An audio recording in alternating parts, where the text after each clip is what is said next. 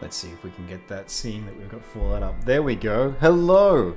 I am VoiceOver AU, also known as Kevin Powell, and I'm here for two reasons. One, I love playing games. Games have been a part of my life for, well, forever. Ever since I was a little toik playing on the Commodore 64. Second reason, curiosity. For me, games are a wonderful lens for exploring the world and looking at facets of our culture. When I was playing through Uncharted 4 a little while back, not streaming, but over on YouTube, that was a deep dive into pirates that I'm really looking forward to getting back into with Skull and Bones.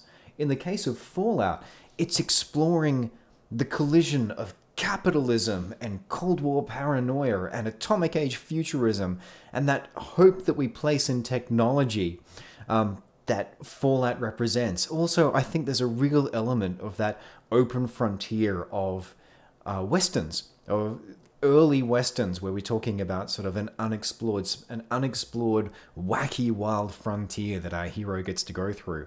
And that's all. Fallout is such a wonderful mismatch of all of that stuff. It's what I really love exploring in the series. So we're playing through Fallout 1, 2, and Fallout Tactics Brotherhood of Steel in the lead up to Fallout 76, which I'm really excited about. Now, before we get started, I wanted to say a quick thank you to some people, to those of you who followed during the last stream or after our last stream on Friday night. So a huge thank you to Royal Shack Shaker, to Temple K9, to Usually, and Bachelor Pad Adventures. Thank you so much for the follow, and I hope to see you around in chat sometime. Let's see. Oh, one last piece of housekeeping before we start hitting the Boneyard and seeing what's what.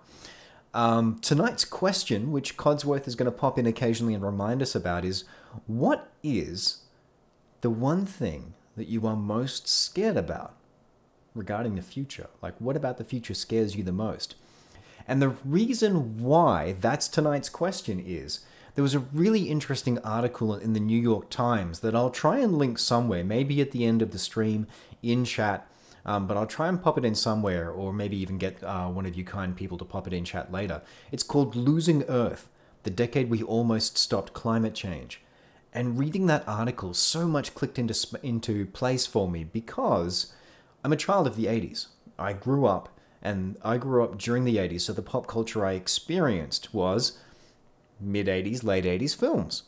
Now, during the 1980s, there was a huge fascination with the idea of the apocalypse and post-apocalypse. Everything from the original Mad Max through to Cherry 2000, some wild and wacky frontier films, Escape from New York.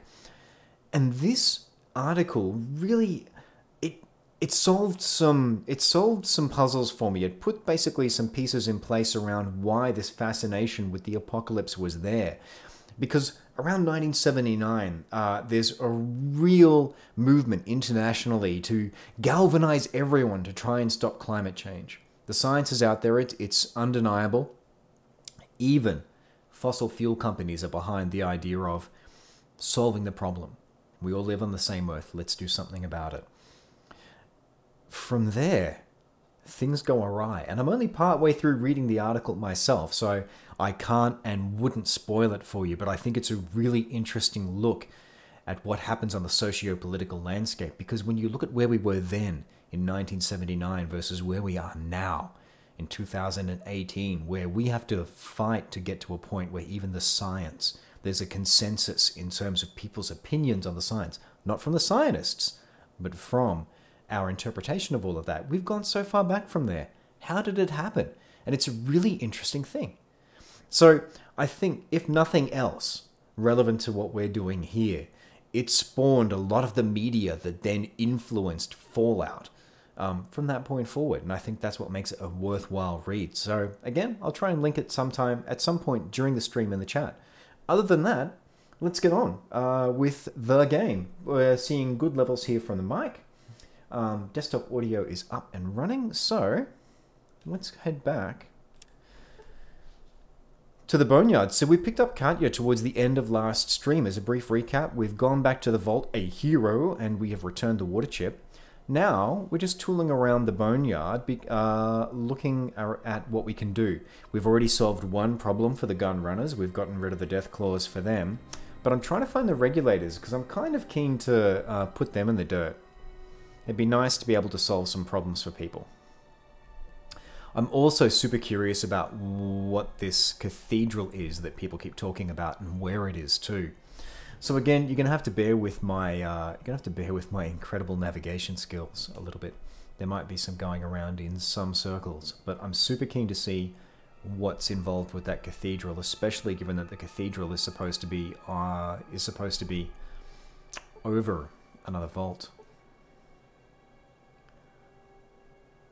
I'm Christopher and you're me. I think we talked to Christopher before. He wasn't very forthcoming. Who are you people? You see a thug. See another thug. I'm feeling like we're kind of on the back end of everything now. It might just be that I'm forgetting what's to come in Fallout. I'm forgetting like what happens past the water chip, but it feels like now, because we remember there was the stream where we accidentally went to see Lou and we saw the base. So we've been to most of the locations as well. I'm not sure really, like what's going to happen past that point. I know we've got to get back to that base, and we've got to get rid of those mutants. Is there anything else to do in here? I feel like we've already seen Nicole. Okay, let's talk to Nicole. Greetings. Hey, we're very glad you could join us. We hope you have found our humble abode to your satisfaction. Oh, that reminds me too. I looked at the IMDb list for Fallout over the weekend, yesterday. And it's incredible. Jim Cummings has a few roles in this. Like, it's not just Ron Perlman. It's not just Richard Dean Anderson. It's an incredible A-list. Like, it's such a scoop for the time. It's an incredible A-list set of actors. We don't worship so much as follow a set of principles. We want to bring peace back to this wasteland. The world tends toward destruction, so we try to make a difference. Okay. We try to remind people why the Great War happened in the first place, and help ensure it won't ever happen again. Ah, interesting. Okay. We never give up hope. We never will, even though most live by the gun these days. And we are concerned with the children of the cathedral. So there's that collision between the whole Western angle and nuclear apocalypse concern with it coming back to bite us. Something I want to bring up about Oppenheimer's biography, which I'm still working through later as well. Okay, what They about claim to want peace like us, but anyone who disagrees with them just disappears. Their dark god is not what he seems. Believe me. How do you know? Call it instinct. We've seen Morpheus and the Nightkin, and they don't look like peacemakers to us. Their hospitals and message of peace make them attractive, but we know there's evil there. Okay. So that could be your instinct, or it could be jealousy about the fact that someone else is offering hope. Okay, do you have any clues? A number of our spies have seen Nightkin coming in and out of the back room of the Children's Temple. Something important is back there. The back room of the Children's Temple. Okay. Can I ask you any questions? And I'll answer if I can. We don't worship so much as follow a set of principles. We want to bring... We try to remind... We never give up. They claim to want peace like us, but anyone who disagrees with them just disappears. Call it instinct. We've seen more. A number of our spies have seen Nightkin coming in and out of the back room of the Children's... Ask, and I'll answer if I can. You've probably seen their hospitals around. They preach peace, but there is something very wrong with them. We need to find out what. Okay, so the followers of the apocalypse only really are gonna... The only thing they're gonna do for me here is point us at the children of the cathedral. Ask, and I'll answer if I can. We wish you the best in the journeys ahead. So does that give me a quest now? I'd like a quest, please. Where are we? Where are we? Oh, I'm going to take that as a no then. There's nothing up there. Status! There's nothing there for... Where are we? Yeah, it thinks it's the Boneyard. That makes sense. Ooh, the music's cool.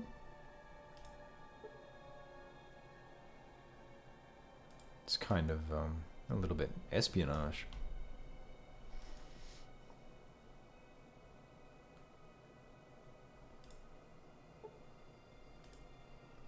They do a lot with a little, with those loops. I mean, I know this was a game produced post, like, having CDs, but it's always interesting seeing how games work with constraints. Okay, so I think that might be it. There's nothing up there except leaving. I've got a sneaking suspicion that I'm going to have to leave here in order to find the children of the cathedral. I don't think the maps are joined, but I could be wrong.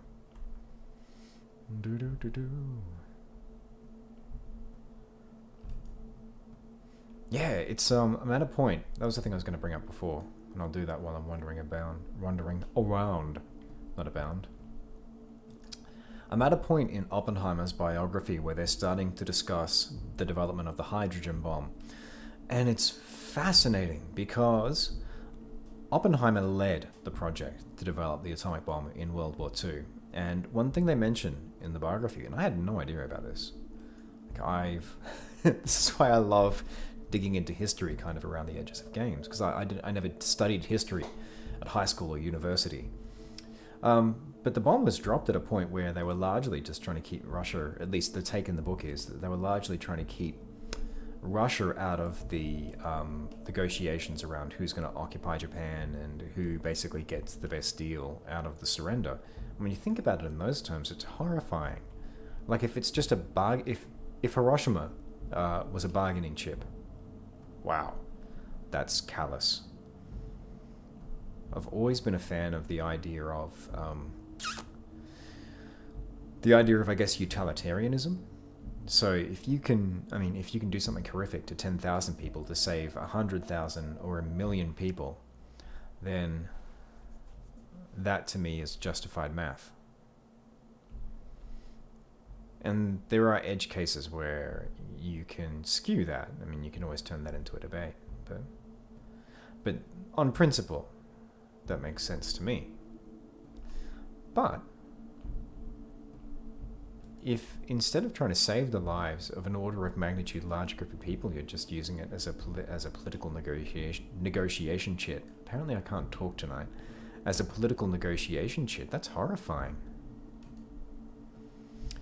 So, because Oppenheimer was involved in and spearheaded the development of the atomic bomb, he wants nothing to do with the hydrogen bomb being developed. He's learned his lesson post-World War II. And so he's a staunch pacifist, interestingly, tying into something that I think might be a reference in Fallout 4, or it might be clutching at straws. He's running basically an academic collective, for want of a better word, called the Institute. And I wonder if that might be what they're referring to. Can I get another puppy? Puppy? No, it's just a dog. Yeah, I wonder if that might be what they're referring to in Fallout 4 when they talk about the Institute. But what happens politically is amazing. There's so much in the way of resources that were thrown into development of the atomic bomb, and it was a frenetic race. Got to be the first. Got to be the first. Got to be the first. And so America develops the atomic bomb, uses it in the war, and then tries to maintain a monopoly on that technology. And they know that that's not going to happen. Like, they know that there are murmurings that both Germany and Russia were involved in their own research. So they know that they can only... Thank you for that, Kutcher. Yeah, there's only so long that they're going to be the only people with atomic bombs. So they race to develop the largest stockpile of atomic bombs, and that's certainly something that's familiar to me growing up in the 80s. But at the same time, same mentality is what happened with the atomic bomb. There's this panic, there's this hysteria that we've got to be the first, we've got to be the first, we've got to be the first to develop this technology. If we're not the first, then we lose. So every time, you can just see that pattern happening again and again and again, no matter what the technology is. got to be the first to get it, got to be the biggest thing. You know, it goes back to that great quote from Jeff Goldblum in Jurassic Park. Well, that's one facet of it, the whole idea of so busy trying to figure out whether you could, didn't stop to think whether you should. Although, I mean, there are scientists who are bringing up counter-arguments. They're certainly shouted down. There's another interesting facet to that too, and there's an article that I've still got on my reading list, I'm going to get to this week, which talks about the idea that power, being in a position of power, actually affects the way that your brain is wired, and describes it as a form of brain damage, which I think is a way of kind of shorthanding the reduced cognition we see with some people, the mental patterns that just don't make sense once you have a certain level of power. I mean, a great example of it would be, I mean, you could chalk it up to arrogance, but Elon Musk's response to the whole situation with the submarine and his help being rejected there, you could make a case that it's that same loss of empathy, loss of ability to process how everyone else kind of works, because you've gotten to a level of power, a level of prestige. And yeah, I wonder if that's a facet of all of this too, that these people feel that the stakes are so big, because I guess once you drop a bomb once you create one Hiroshima, then the next thought has got to be, and there are conversations they talk about in the biography, which must have been terrifying for the people involved. There are conversations that Oppenheimer's involved in where they say, well, okay, what's to stop this happening to a city here in America?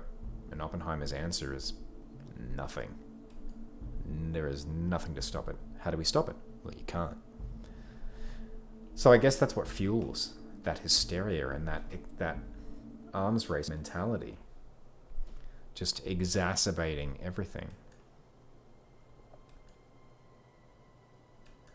And I guess if you're thinking about the prospect of that many of your citizens being wiped out, I mean, it's not a situation I envy anyone being in.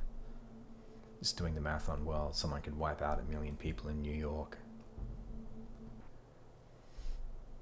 And that's why it was interesting. The thing that made me think of that is talking to the leader of the followers of the apocalypse, because there's an interesting...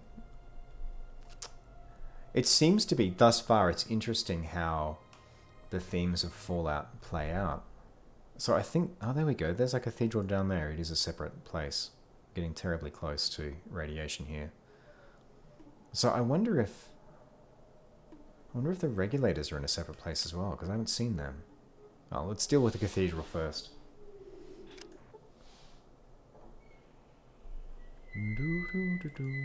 Hey. Hey, everyone. Apologies if you can hear plumbing screaming.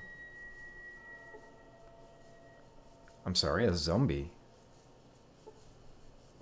That's, ominous? You keep using that word. I do not think it means what you think it means.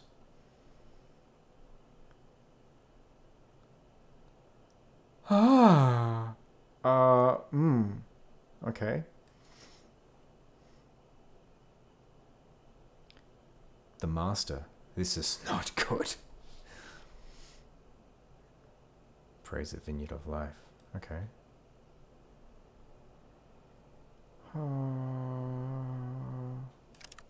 We did not come prepared for this. If the Master's actually around here, I'm going to poop myself. I think at some point... Well, let's go have a chat. Let's presume... Oh, there is an abandoned vault here. Okay, well, let's rest until morning. Let's rest until morning, even better, and save the game. Because I think some bad things can happen here. I mean, if someone's going to bring up the Master... And there is a vault down here. Yeah, it's over right there. What are we doing? We're at the cathedral. That's what we're doing.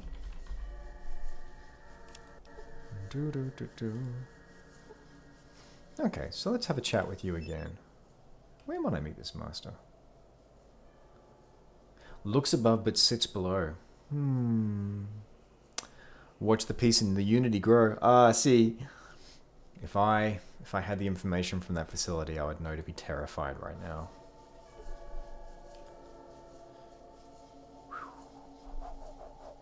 Well, let's do the interesting thing. The interesting thing is to poke all of this with a big frickin' stick and see what we can find out. So there's no... Okay, there's no other map here. I think. Yeah. Yeah, there's no way to go anywhere else. Sorry about this, Katya. You met me at a very interesting point in my life.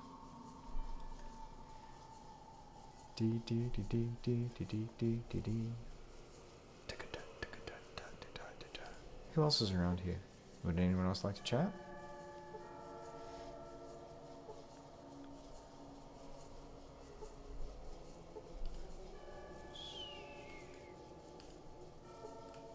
In for a penny.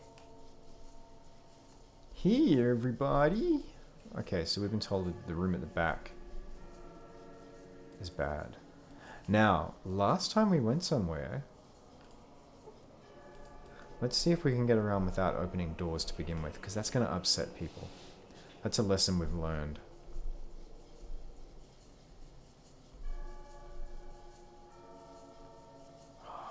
This is never a good scene. I love the Orwellian references there. That's beautiful. Sister Francis. See a huge member of the children. Kind of big in the children, man.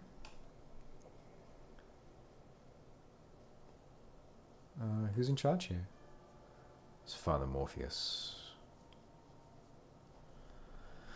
Ah, that was the dude. That was the dude in the facility. And he's handsome too. Okay. Thank you for sharing that with me.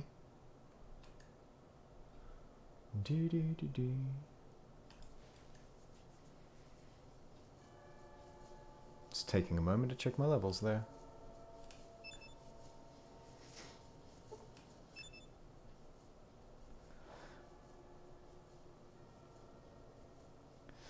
You want to talk to Ton? Fine. Okay. So your name is Ton. Sure thing. Is a bottle of Rad Scorpion? Okay, let's go with that.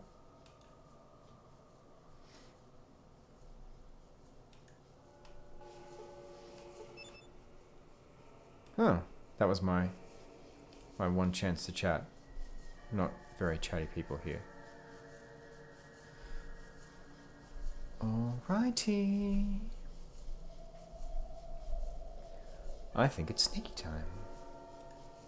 Now this is where my character's build juts up against what we want to do. Dun dun dun dun. Sneak. Because I get a feeling that door's going to be locked. Oh, hello. See nothing out of the ordinary. I'd like to see a door.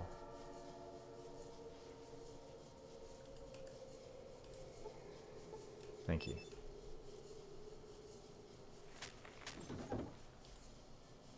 Hey there.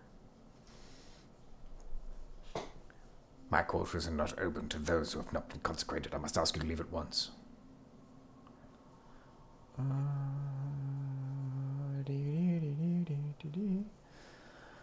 Ooh. Wanted to ask you about consecration?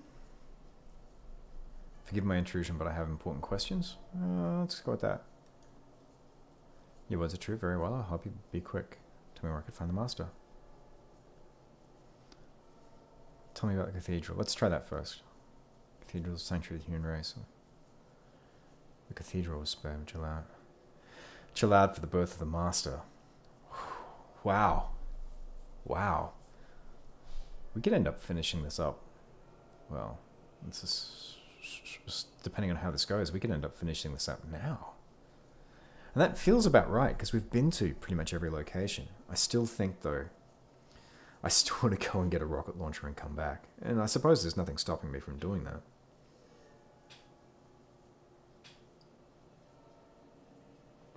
Because I just don't have the percentages for that laser rifle. I sunk all my points in big guns rather than laser or energy weapons, which was a mistake. Oh, I missed a bit there. It's Sanctuary of Human Race. When I came, I saw this place locked to a moral center, and so I've endeavored to immerse the teaching pain to a place once consumed without a pleasure. That's all you need to know. Okay. You freaky deaky.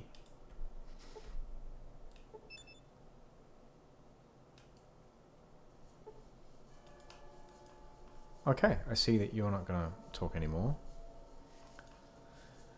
So here's what we can do at this point.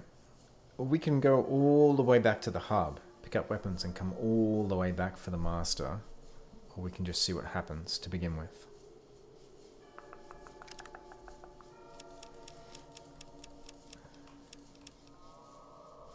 Five stim packs. Laser rifle. Sniper rifle. Okay, so... Oh, this is a brilliant quandary.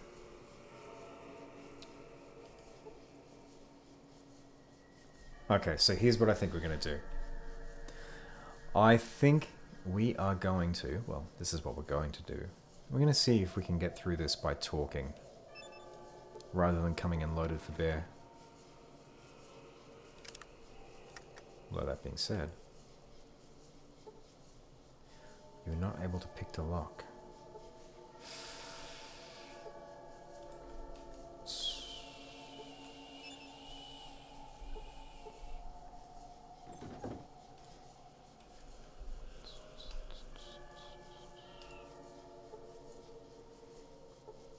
It's a Mark IV computer, okay. Tell me more. Super curious about this. No? Can't be scienced? What about repair? Cannot repair that. Can't repair it, can't science it.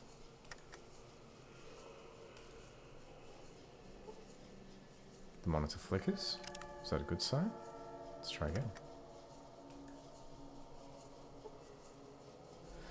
System seems to have locked up.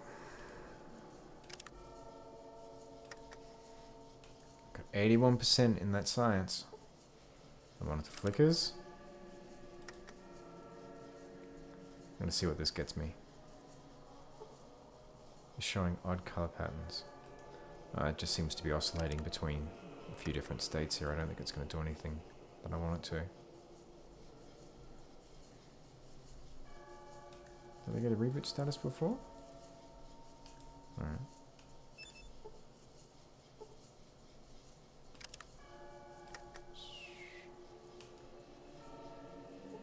The monitor flickers. Let's try this for a little bit longer. Odd color patterns. And then we're going to give it up as a bad joke.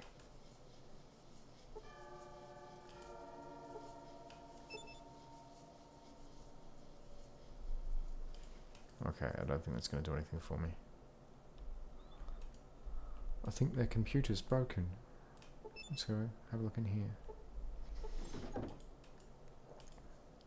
Hey shopkeeper. Significance of any... Oh yeah. What do you have to trade? Oh, we're going to get one of those fancy robes. What do you say?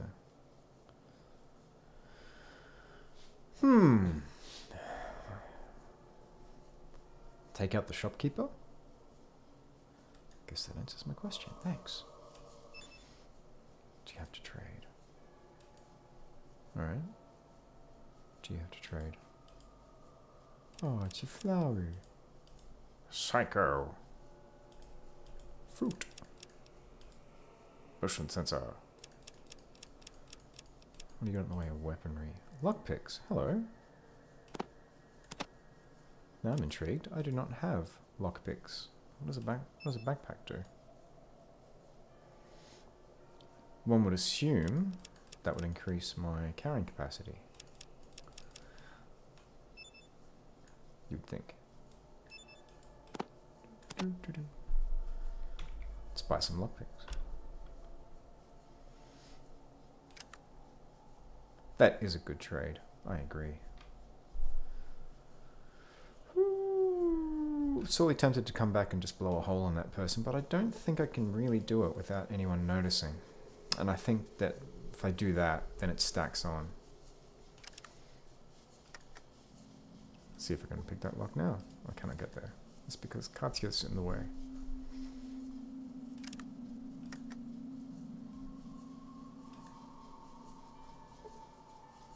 You're not able to pick the lock. Oh, actually, I don't even need to go back to the hub. The place I want to go to get decent firepower isn't the hub. It's the gun runners. Alright, let's do it.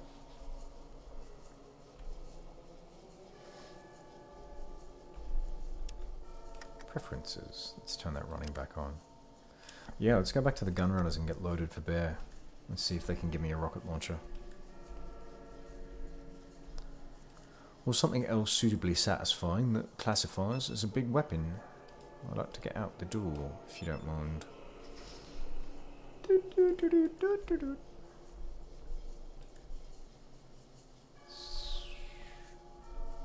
Exciting times. So exciting, we're going to run around in circles. Alright, let's go back to the Boneyard. Excuse me. One location still missing off the map. Adytum, downtown, warehouse, fortress. Fortress! Ah, that would be the fortress of the, yeah, gun runners. Alright. I want to buy weapons. Thank you. I'm glad you remember me. Yeah, that would have been a big mistake. I mean, it's not like I'm on a clock anymore, but going all the way back to the hub to get firepower when the gun runners here have got the real stuff. Would have kicked myself once I realized that.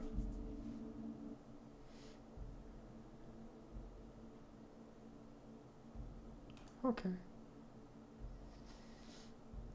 There she blows. Explosive rocket. Rocket armor piercing. I'll take all of those. How much is... It is many monies. I can see those other heavy weapons. Oh, ho, ho. 5 mil. Plasma pistol. The plasma pistol's no good to me, because I have the same problem I've got around energy. You have the best toys.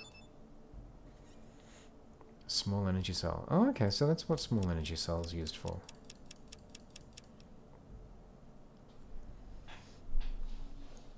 Well, my melee's not great, so that's not a thing that's really for me. Ripper.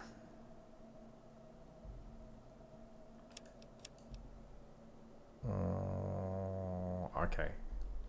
Let's double check our skills, because I think my unarmed is terrible, but my melee might actually be good.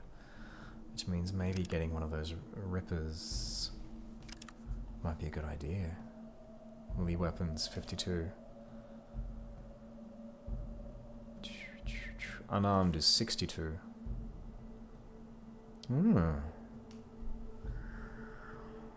Oh, do we want to get a power fist?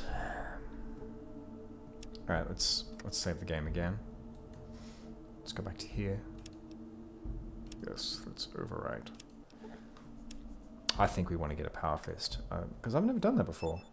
I've never gotten a power fist in Fallout 1 to see like what it does. And I've got the cells for it, so I'm just going to assume that it works off melee. Power fist. It's cheap too.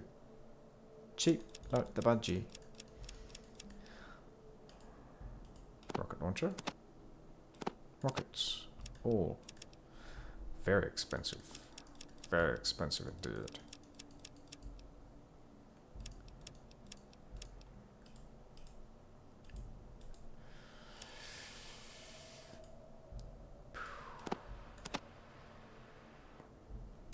That'll do her. Let's pop all of those in there. Okay, that makes it a lot more affordable.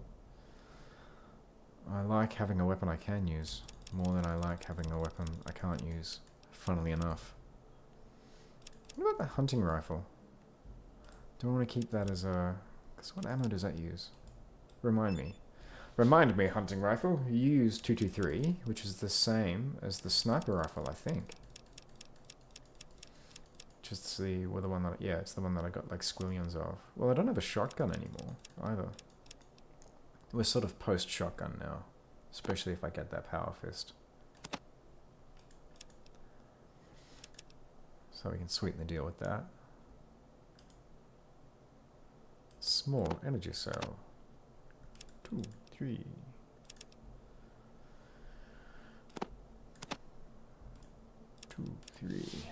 Let's do that. Because I can sweeten that deal. Oh, this feels like an endgame loadout. It really does. It really does.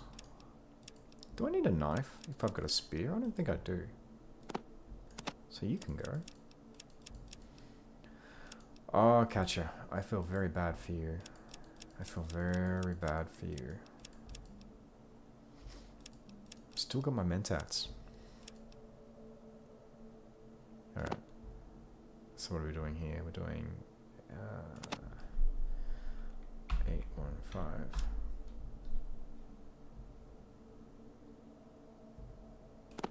And then another 1000.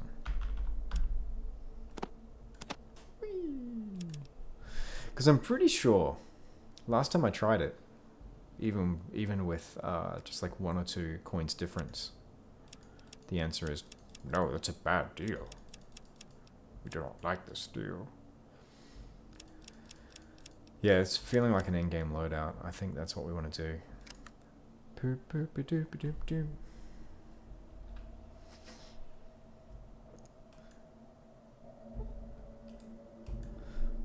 Lordy, lordy, lord. Now the question is, if I load my armor, if I put my power fist in here,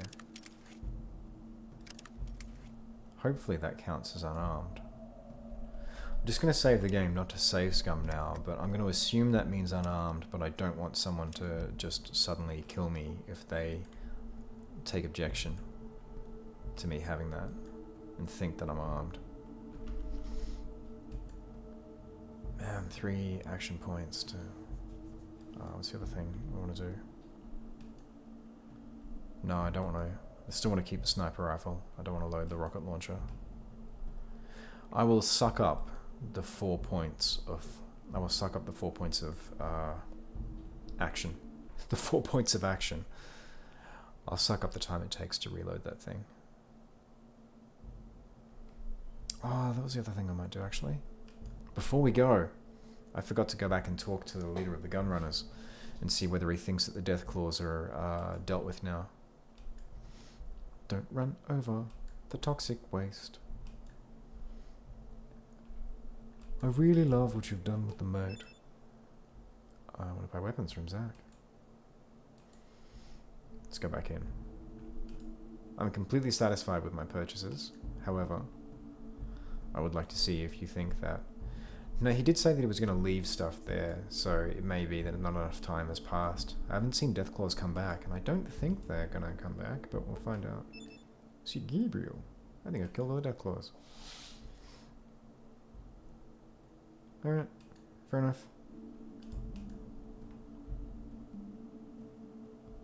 Yeah, that sounds an awful lot like people are going to think that my fist is hostile.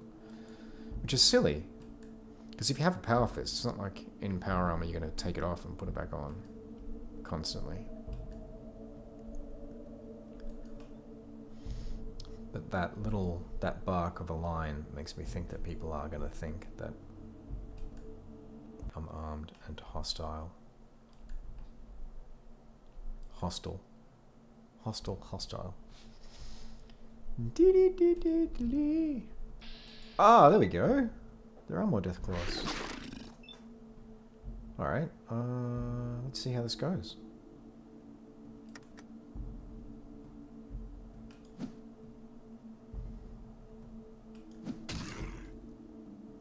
11 points. Not bad.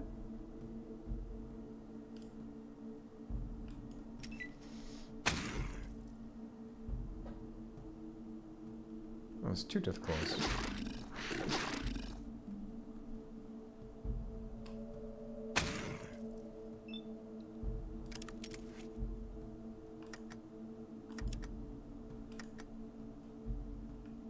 It's the eyes that get those ridiculous damage counts on these. So, yeah, like 93 points of damage. There are 3 death claws there. Okay. That was the configuration that killed me last time. Hey, this is all looking very familiar now. Is there 3 or is there 2? Was that just the shadow of one?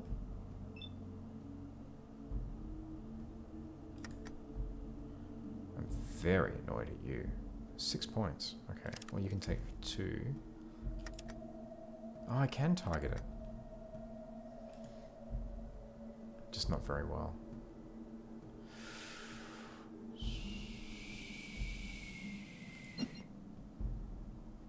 You missed.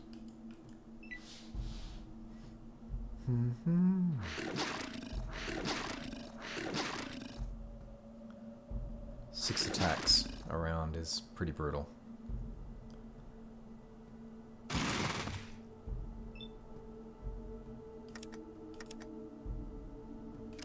Three death claws. Not loving the odds here.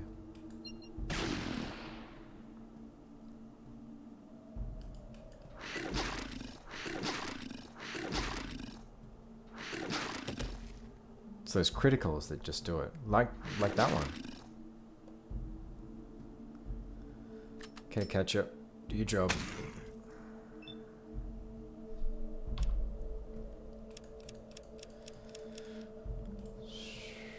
It's worth pursuing this because there's a big payday on the other side of this. The weapons from the gun runners.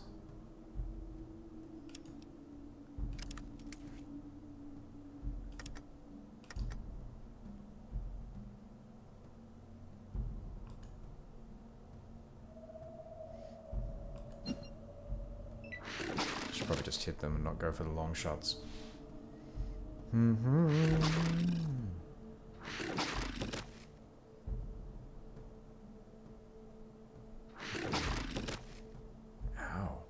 Oh, there we go. Alright, let's listen to what Ron has to say. Your life ends in the wasteland.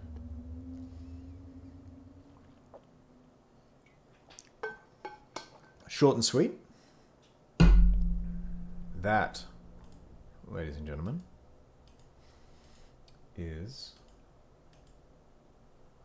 another death, bringing us up to 9. Let's go back to there and go back to here. Ow. Just ow.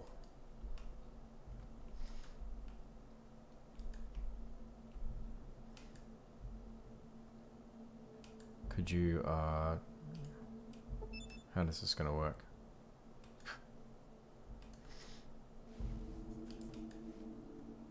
There we go.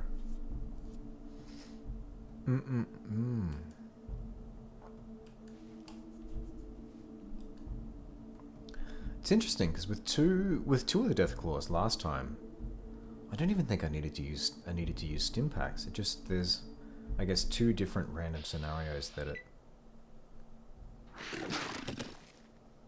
it comes up with. Sweet Jesus.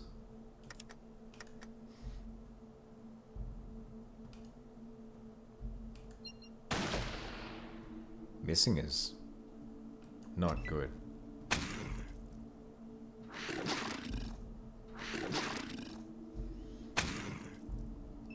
There you go. Let's get them eye shots. 99 hit points. Gotta say that the advice I got from that drunk was nice. 17. She's doing pretty good. Cat is not slacking off. Not missing, say for example, like 84% over here.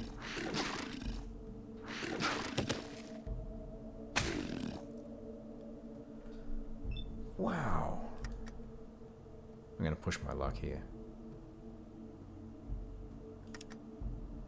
Oh, it's not worth pushing my luck if I can't get a cold shot. Because the difference in damage between those cold shots. Whee!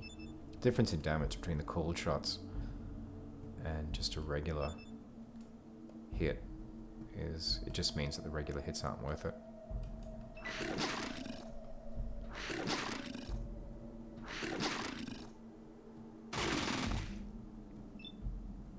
Okay, well, at least I didn't get hit by my companion. That's the nice thing about the power armor. Oh! No! Well, that's not good.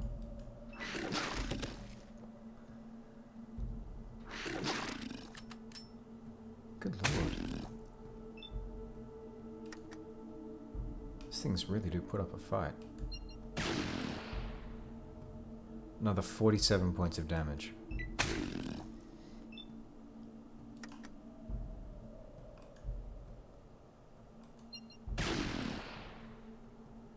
Another 17 points of damage.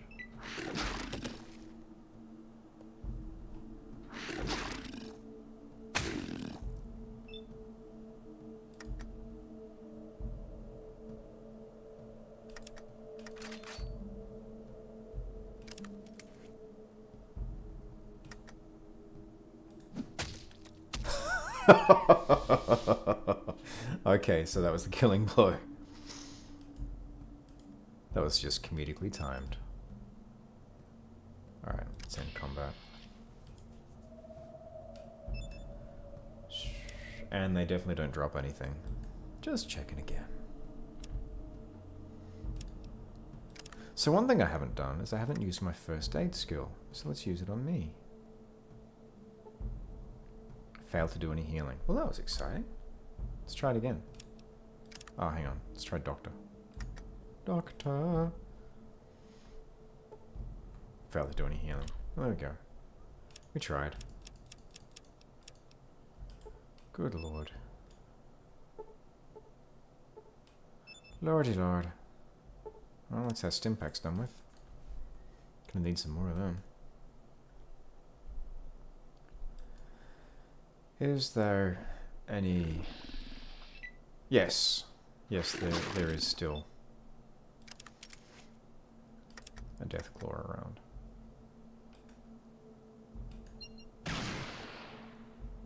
.21 points, which is not nothing. I'm going to go in the opposite direction to cut you. Let's see if we can get this thing in a crossfire. Don't just walk closer, Katja. There we go, shoot the thing. 45. So it's about 3 of those beefy hits that it needs to really drop. Oh, where did that get harder suddenly? So that's like 1.5 beefy hits halfway through, I guess.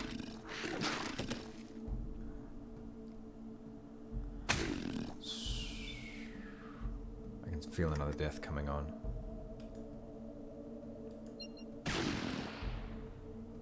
Especially after a shot like that.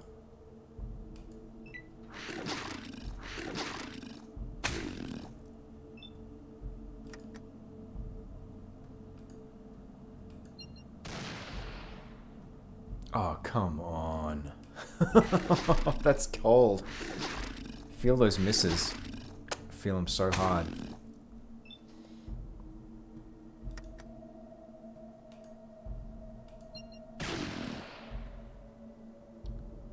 Okay, so I need one more beefy hit. Out of Stimpaks though, so it's not looking good. It's always, it feels like it's always on the 3rd hit that it just gets me, like, real bad.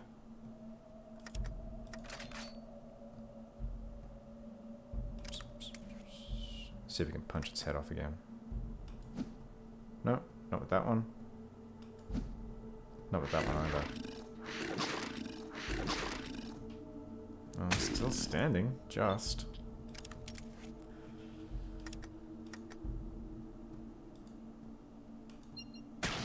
Yes! Alright, now we're gonna hightail it back to where the gun runners are. And rest there. It's another 1,000 experience.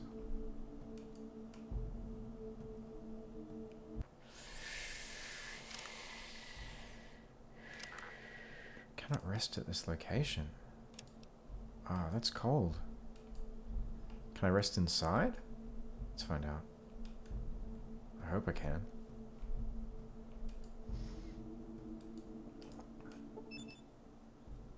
I'd like to buy some weapons from Zach.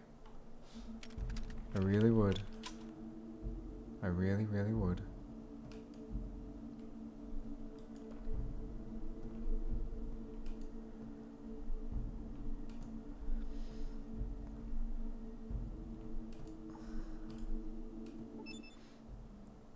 Okay.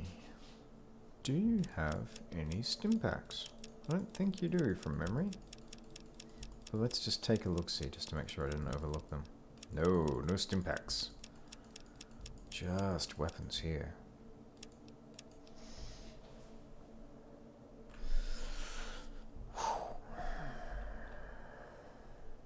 Alright. Well, if I can't rest here, then I'll just sneak back through. Can't rest there. Okay. So next option is to sneak back through that area. Because I cannot currently take on another Deathclaw. I'm almost dead. Almost dead. Now I'm kind of fascinated with with clearing out these Deathclaws.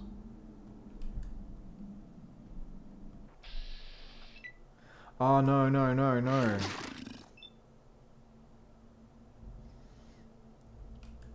Do.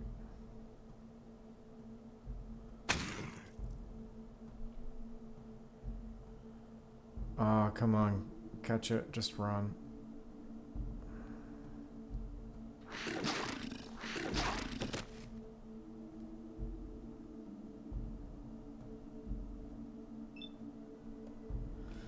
Alright, let's run back off screen.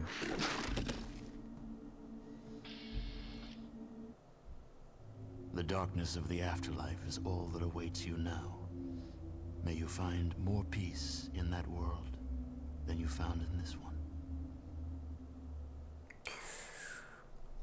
We are between a rock and a hard place.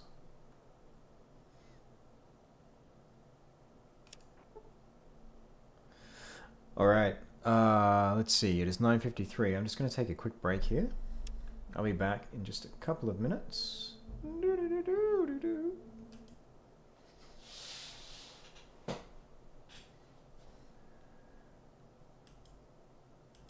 Where is the right button here?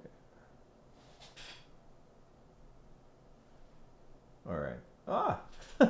Haven't configured it. Be right back. Alright. Let's pop over to here.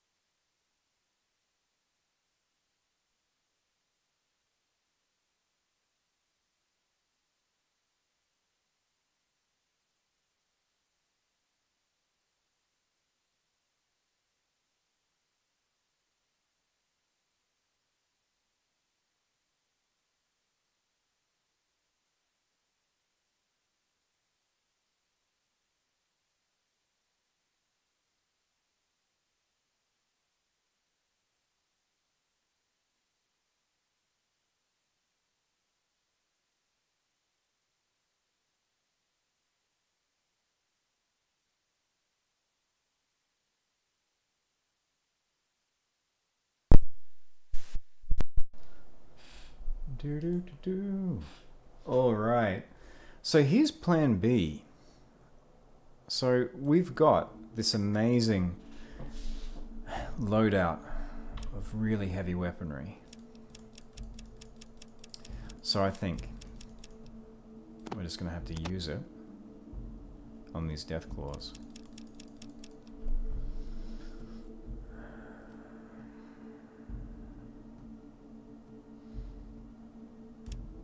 Now, how many caps did we have left over here? 626, not a lot. Okay. So I want to see if getting rid of this second group of death claws is going to... Did I pump the deaths up there? I don't think I did. For shame. Bear with me for just a moment. I'm really looking forward to picking up. There we go. 10 deaths.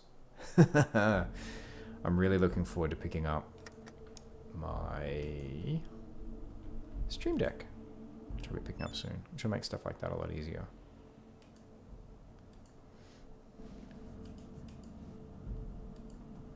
Looking forward to being able to just get basic integrations like that seamless. It's a little bit clunky trying to be clever, which I guess is my own fault for trying to be clever, but you know, it is what it is.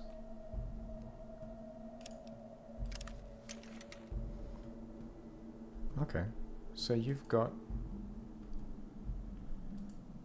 already got fire in the hole. So, I wonder if I can sneak around. Let's try that. Pop it up, pop, pop, pop, pop. With my big old 31 sneak. See, the thing I'm wondering about here is whether I missed clues for a nest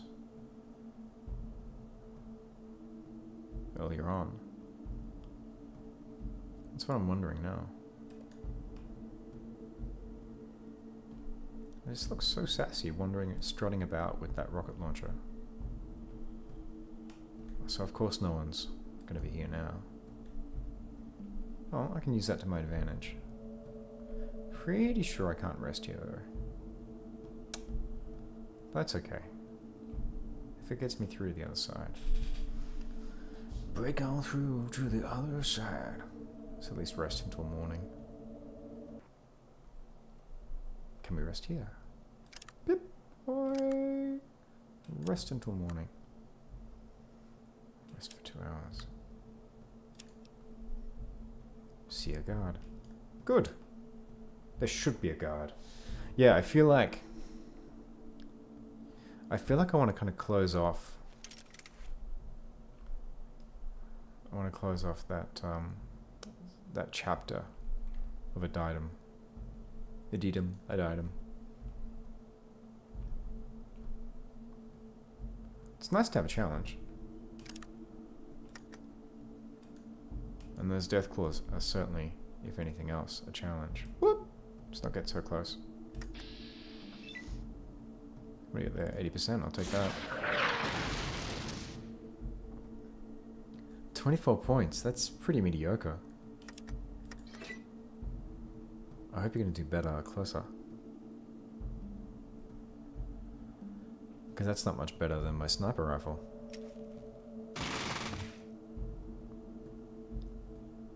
Ah, see, now I really wanted to have... Hey, how come you get to move twice? Now I really want that explosive warhead.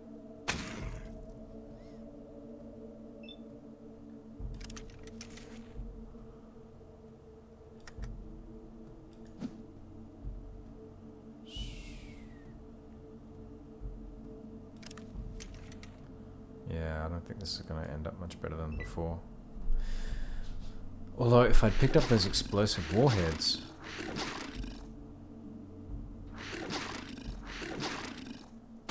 and Katya wasn't right next to me,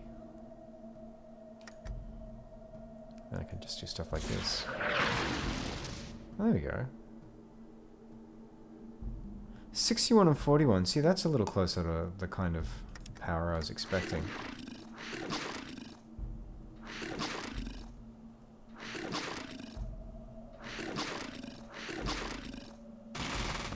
Now you're getting spicy.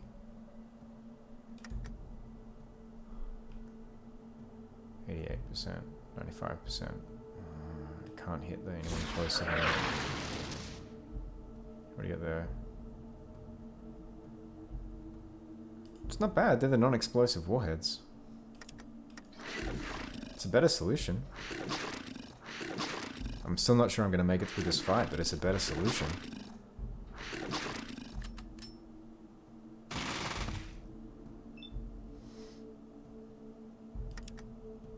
Yeah, you can't aim a rocket launcher for a sensitive part. That makes sense.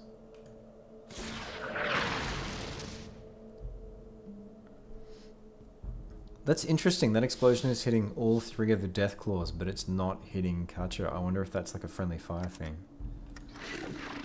Alright, I'm gonna push my luck here.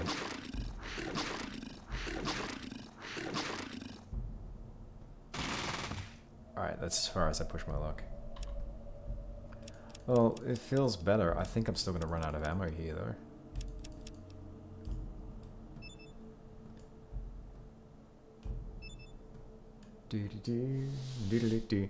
I think I am gonna run out of ammo. I got 4 left. I'm gonna punch someone. It's nice being able to punch people for big points. 15 points! Those are big boy points.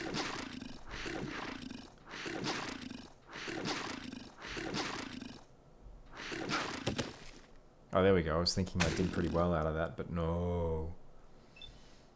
Alrighty. See, again, I'm not going to be able to use it because I got knocked off my feet. That's the thing that cascades and really hurts. Alright, I'm just going to make you spend some of your movement to close distance with me then. Oh, which you have no problem doing.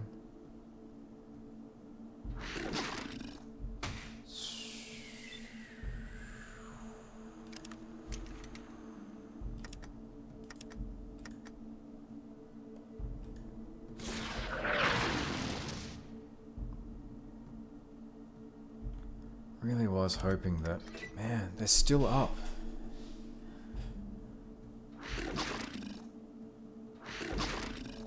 I think we're going to get another death on the table here.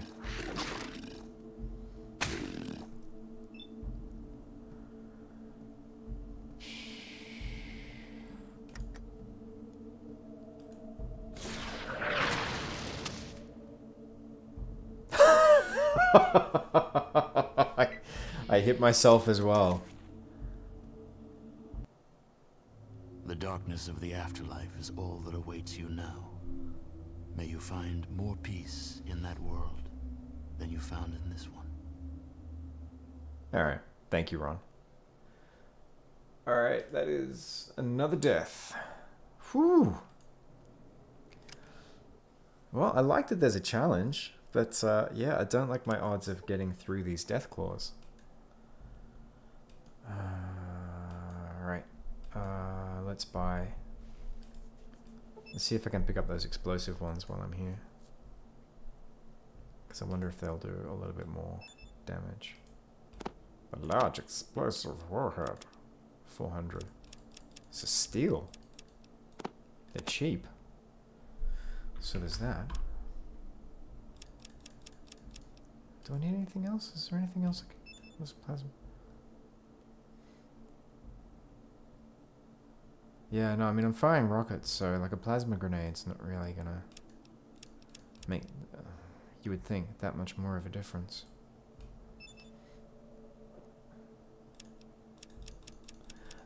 And I'm tempted by, oh, you do have 5mm. Because there's the minigun there too. Should I have got the minigun? No, it's playing silly buggers. I mean, I've got a weapon that is doing lots of damage. I can't imagine that the minigun's going to do more than this. Maybe it does. Maybe that's why I've never gone down this route before. We'll see. So lesson is, don't include yourself in the explosive blast of a rocket. You will gib yourself as well.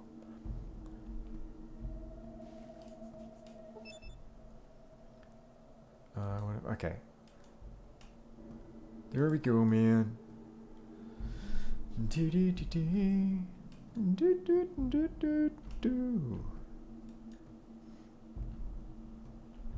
So just a quick reminder, tonight's question is, what is the thing that you are most scared about the future? Stick around until the end of the stream and I'll share my answer with you as well.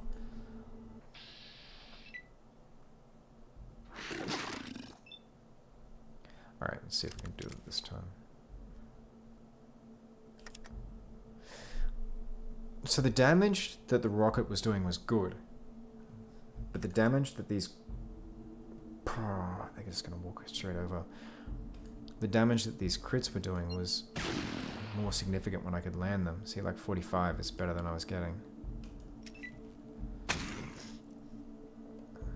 They're just going to walk over. Alright, retreat. Retreat with a big hole in my back. See, this is the version of the fight that just kills me. It's when you don't have time to prepare when you walk in.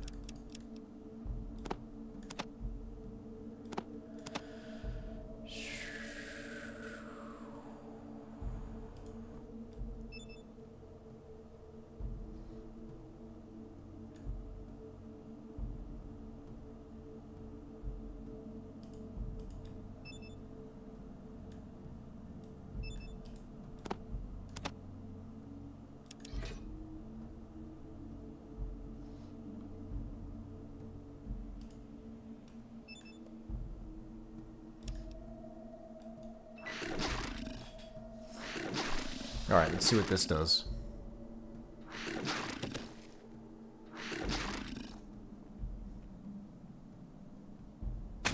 I think we'll create a new save soon. Where I need to get more distance. We'll create a new save where I've got those explosive rockets in my inventory. Because what I'm hoping now is if I move 2 away... AP6, the math works out. 68%, 81. Alright, I'll take the shot that's got the highest odds.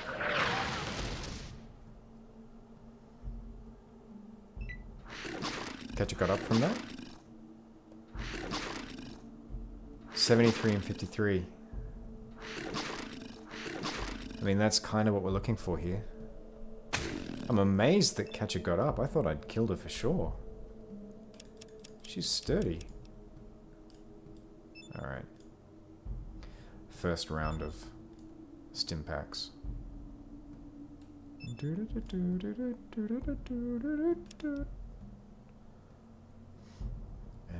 we reload. And we go back to.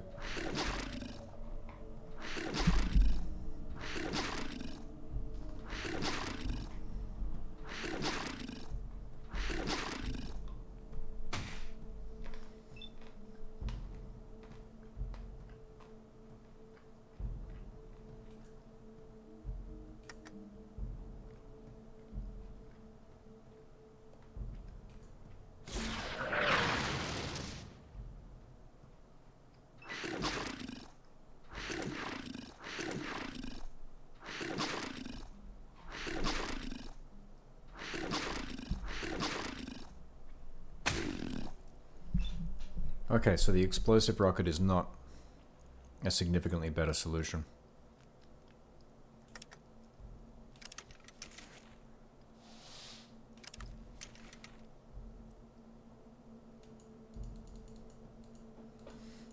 Damage it's doing is slightly better.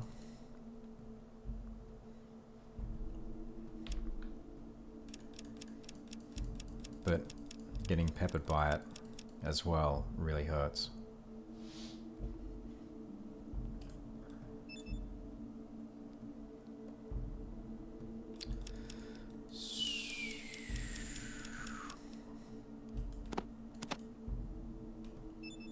We will get out of here eventually. I promise. It's these packs of 3 death claws that are just doing me in.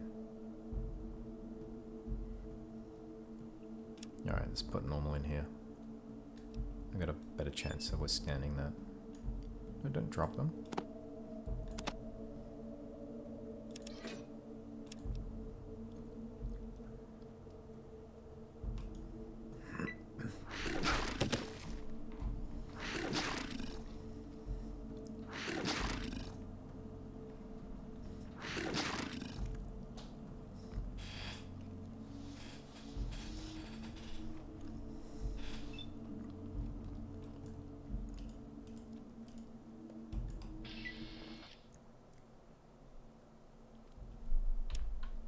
Alright.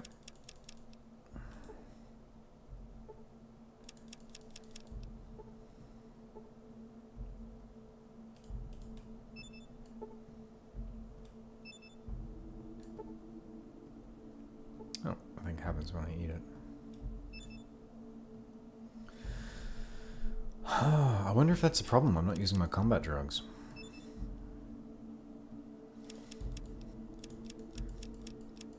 Because this is the thing I find. The thing I find fascinating about difficult games is typically when a game gets super hard, there's something that you're missing, that you're ignoring about the options that it gives you. And I wonder if this is what I'm missing now. It's the fact that combat drugs are a big part of Fallout, but I'm not using them.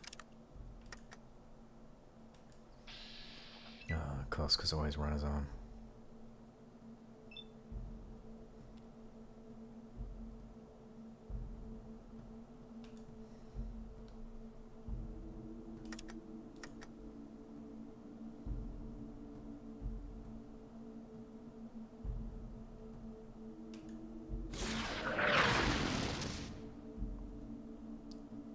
Wow.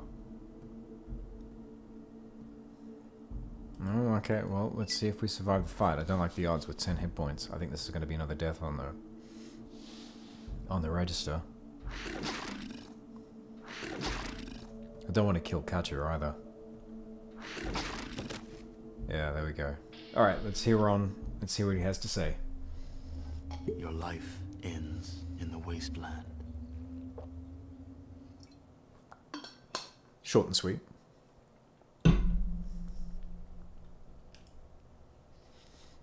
Alright, let's go back to our save.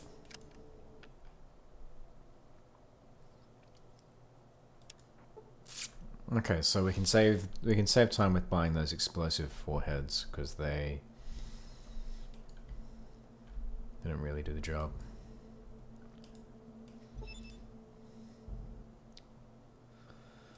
What about weapons from Gabriel? Yeah, it's just that three Deathclaw fight once they all start crowding in. That's when it gets rough. I wonder if I'm better off... Yeah, I think I'm better off sticking with the sniper rifle. Because the damage I get from those crits outweighs... Like, the damage when they're grouped is nice, but...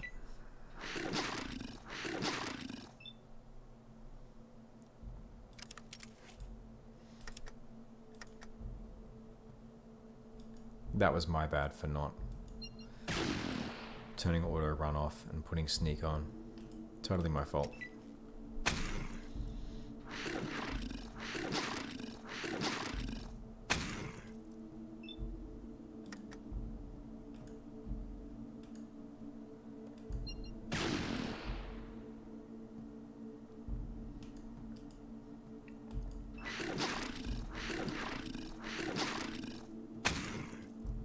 At some point in time, I'm going to find out that facing actually matters, and I'm going to be so annoyed for constantly...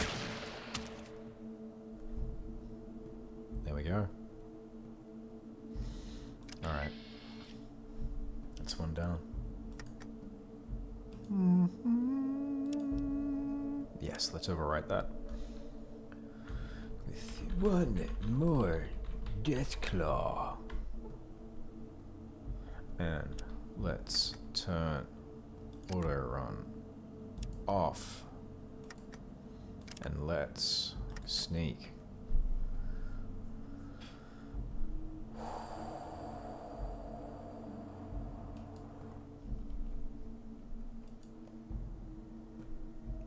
Yeah, I mean, if I've got to empty multiple rounds into them, it just feels that... It feels like the sniper rifle is more effective.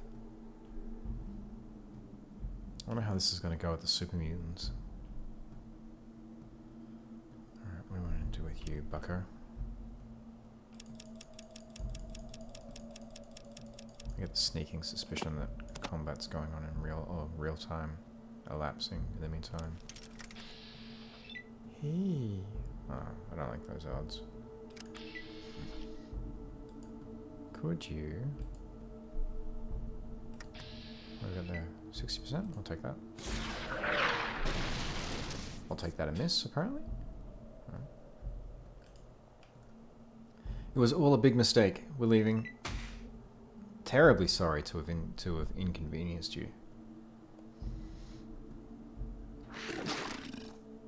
Hey, don't hit Katja. She's just following orders. The Nuremberg defense, folks. Oh, I love those almonds, but every time I have a mouthful of them, I just get some stuck at the back of the throat. It's terrible.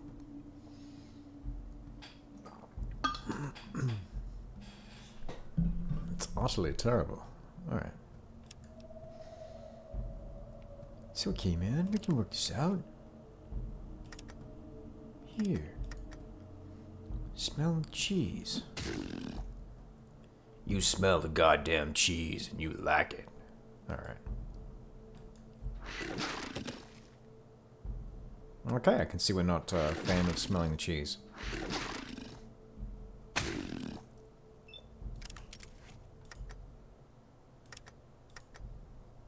Yeah, those eye crits just seem like...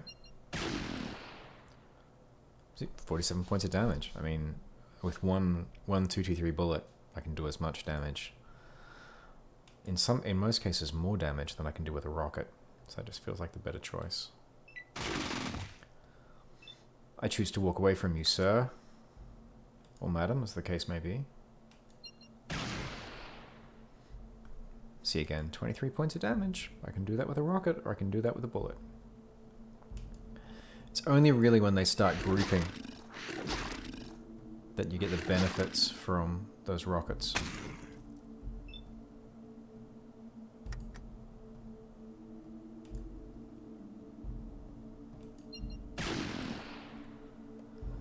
$17 points of damage.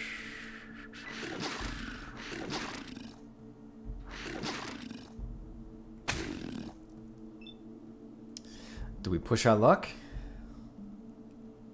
Oh, we've got to reload anyway. Okay. Choice is made for us. Oh, I didn't take my buff out either. Do. Should we take it now? Let's take it now. See what happens.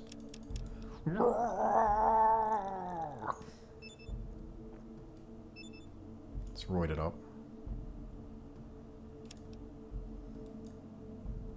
Yeah, I always do find that interesting with hard games. It took me a while to learn that, and it took actually talking to friends. I know it sounds daft, but it took talking to friends and having them talk about the games that they play to realize that for the longest time, I was kind of skating through games, and once they got difficult, I got bored with them. But it's when a game gets difficult that's when it actually gets interesting, because that's when it's asking you to really think about what you're doing instead of just bull through doing what you think is the easiest option.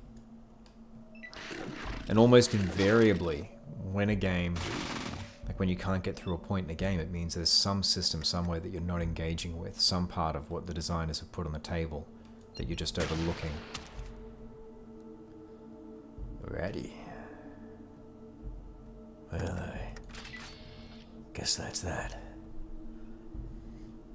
Could really stand to get another level at the moment. That would be nice. That would be so nice.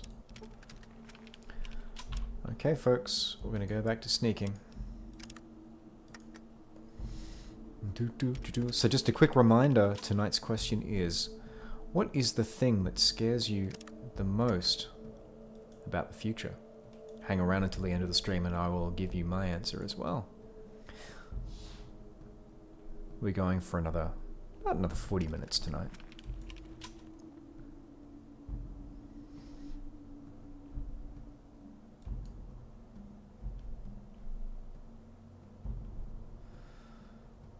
Now I'm kind of torn. I'm kind of torn between hunting down the last Deathclaw that might be around here, or getting out of dodge. Because I don't have much healing left. Let's see if we can find something. let's see what we can do. We've saved the game. So at least we're moving forward one death claw at a time here. I've got a sneaking suspicion. I mean, the only thing we haven't really checked out here, the only thing we haven't interacted with around this area is the regulators, and I've got this sneaking suspicion that they might have something to do with why there are death claws around here, but I just could be like way off the map there. Because it seems like if they keep coming back,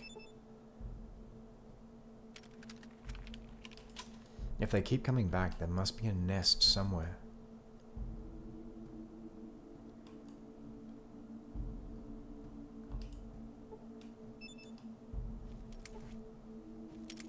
Let's search the bookcase. There's nothing there.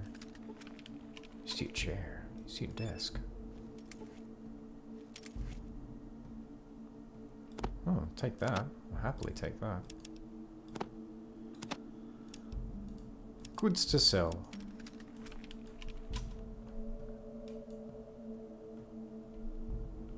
Getting a little better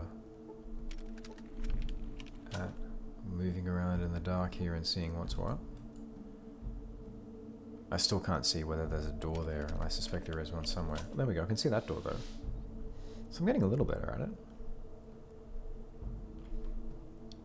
Because I think we should take a thorough look around here and see if there's signs of a nest somewhere. Like, the last thing in the world I want to fight is like a Deathclaw matron or something like that.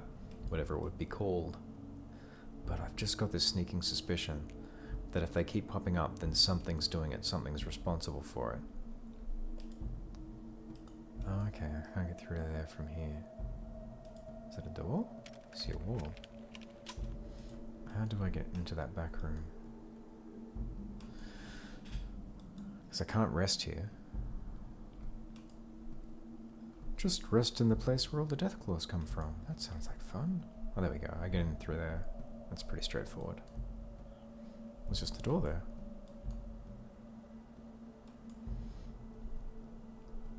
Yeah, there's this interesting thing with how Fallout expresses its themes, and I was kind of talking about this earlier, where with everything that's happening with Richard Grey and the Master that we... Whoa, that we saw before. Staircase. Ah, this ends poorly. Alright, let's save the game. Hopefully we just find some eggs or something like that.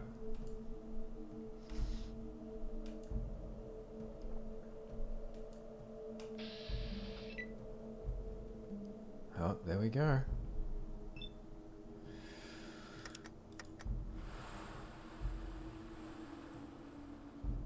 Oh, please don't hatch. Please don't hatch in the middle of combat. I will shoot the F out of you if you do. 47%. I can probably shorten those odds by moving a little closer. Not by much. Oh, 9 points is 9 points.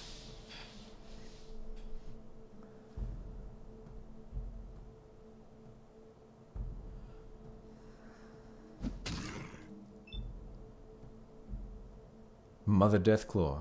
Okay, this is it then. Those things hatch. I am humped. I can't shoot you in the eyes. Ha.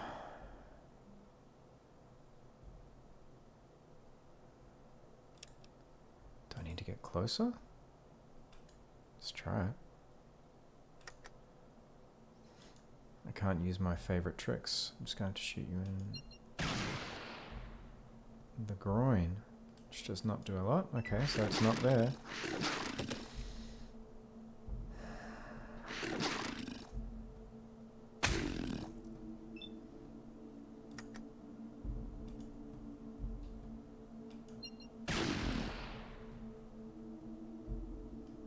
Okay, the head is doing some good. That's good. At the risk of being redundant. Whew. Whew.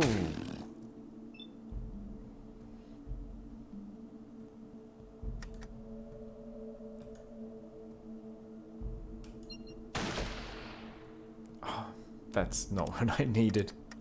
It's really not what I needed.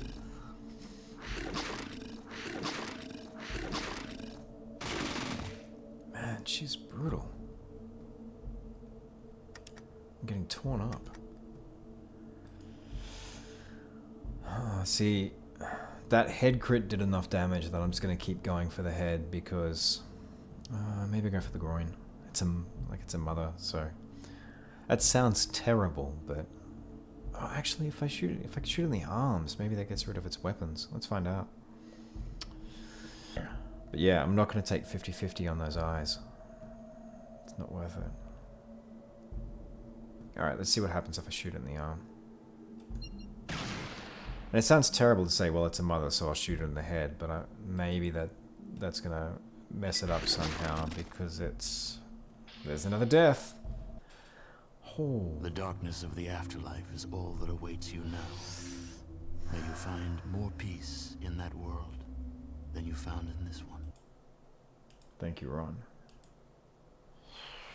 Alright, I reckon I can do this. I reckon we can do this. But I reckon if there was a case for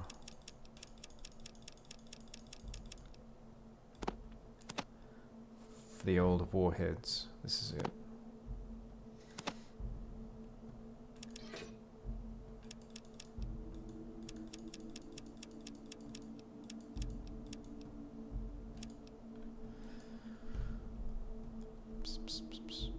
Let's change weapons. Sneak, sneak, sneak. Because I would also like to shoot the eggs. Let's see if I can get that in before we start formalities. What do you got? 56%? 48? 42? Let's inch a little closer. What do you got now? 64? I'll take that. Oh! Yes.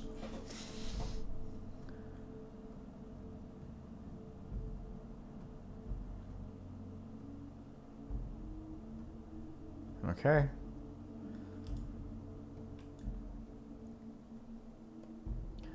I mean, I'd feel a lot worse about killing some creatures young if that creature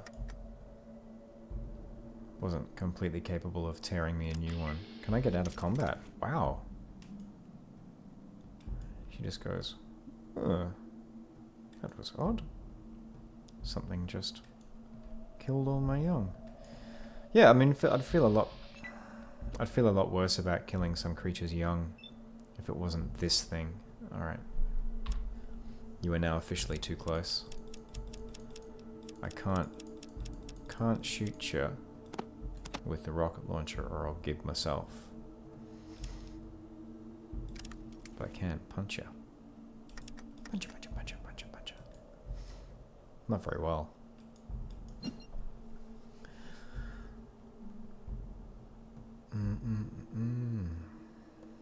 Alright.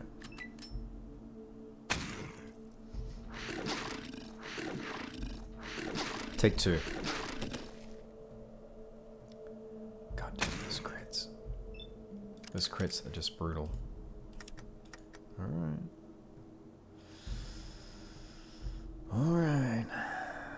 Let's see what happens here. Missed. Which is not data. That does not tell me anything.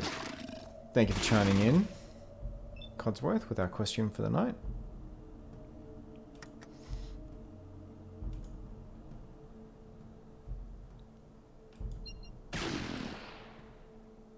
$5 points. Okay. I'm going to take that as a no. Not a sensitive area. And yeah, it's messed up going, it's a mother, I'm going to shoot it. I'm going to shoot it in the groin, but, you know. If it stops at making eggs, it seems like... missed. See, that's the other thing, like, she's... Ow. Ow, ow, ow. Oh, there we go, there's another death.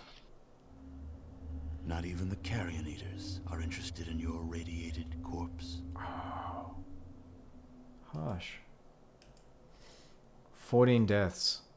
We've almost doubled our death count tonight.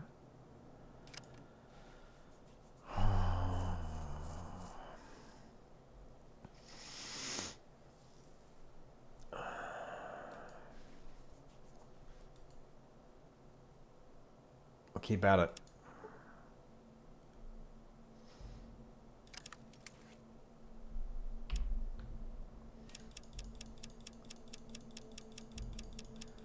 We will keep at it.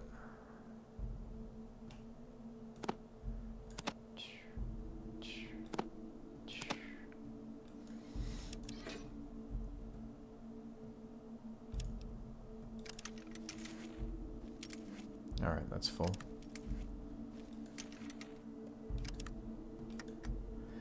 Because it feels like we're just looking for...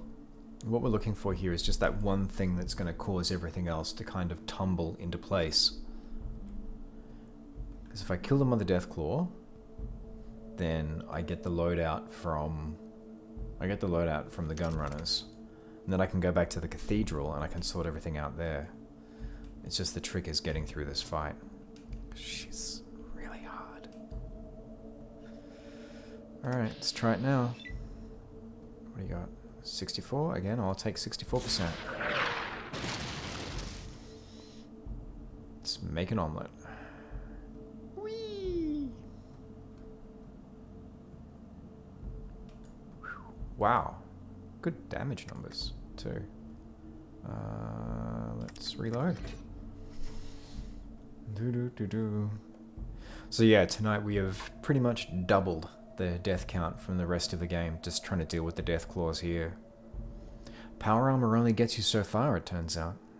It's interesting. It's gonna be interesting to see what the fights against the mutants are gonna be like. Alright, let's take this 2 steps at a time. Because I got nothing but time. 18%. See, those numbers are not good.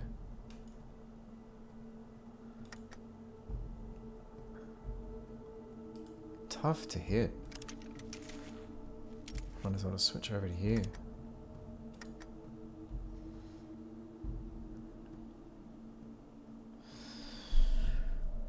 $58% on torso. I can do better. Oh!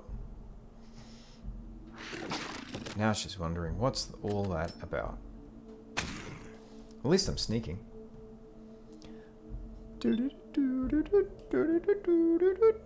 Alright, what do we got? 6 points. 6 action points. Let's try, of course I took off the power fist. Because the numbers hitting her aren't great.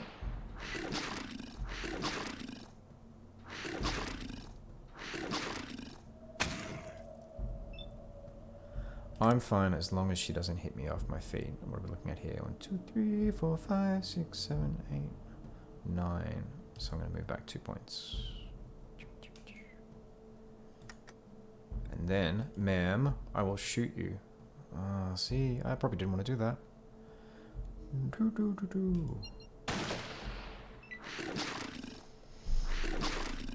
going to stick right in front of her because I don't think there's two action. The 2 squares that she's losing in the action points are making enough of a difference. 14 points.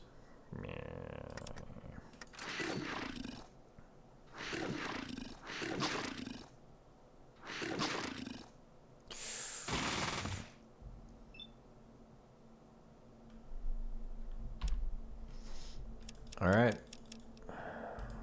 A last stim pack. It's almost not worth cracking open the inventory for that. 5 points, which I can't do anything with. Okay, I will use this then to get a bit of a lead.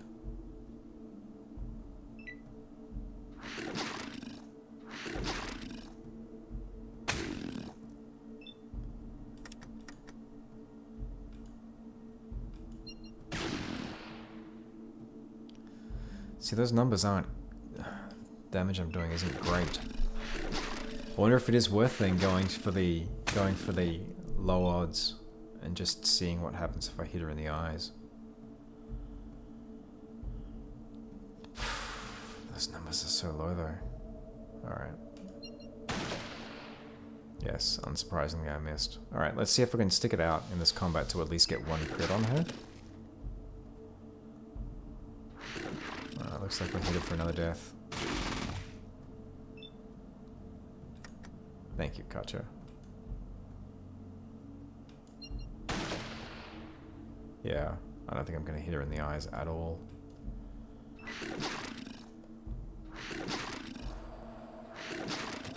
There we go, there's another death. Your bones are scraped clean by the desolate wind. Your vault will now surely die. Oh! As you have. The hands of the mutants, I guess, because I've got the water chip back for them.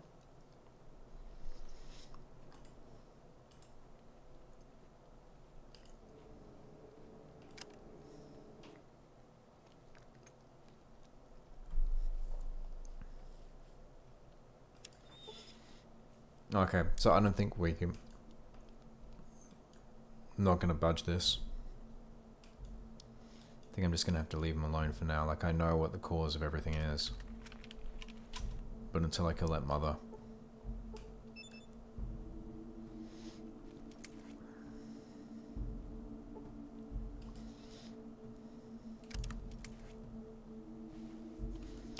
So I wonder then, if the next step... Well, at least I know where they're coming from.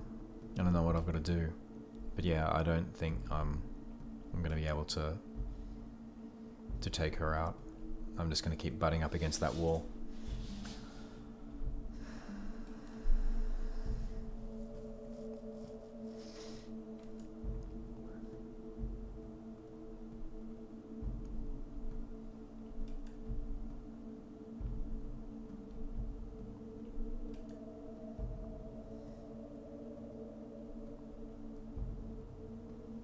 So what I might do is I might talk to someone about the regulators, because they might be...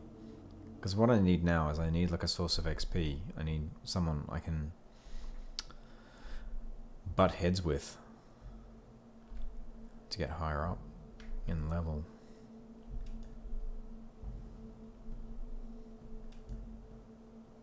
Because the kit I've got now is pretty... It's pretty full on.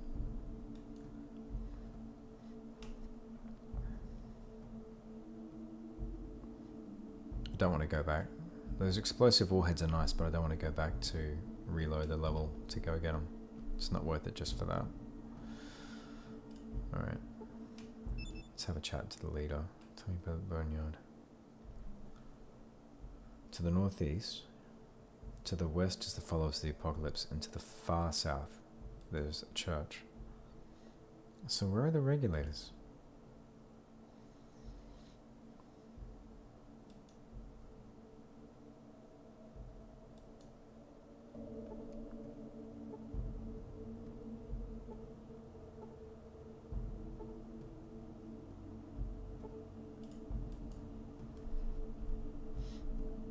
To the far south is far enough that it needs to be another, that it's another location. But if they're talking about the regulators and they're talking about the...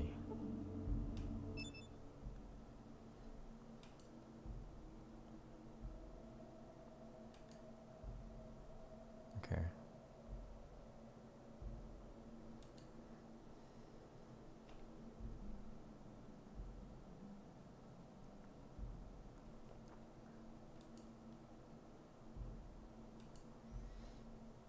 Oh, they're the ones in the town. I've seen them before.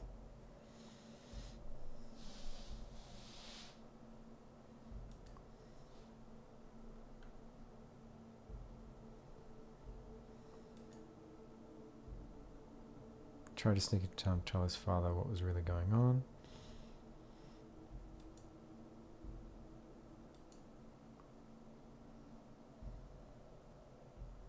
Alright, why don't you get a large group together?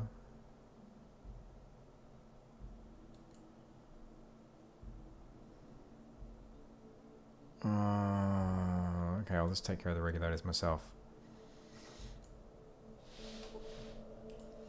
Because yeah, I can't clear out.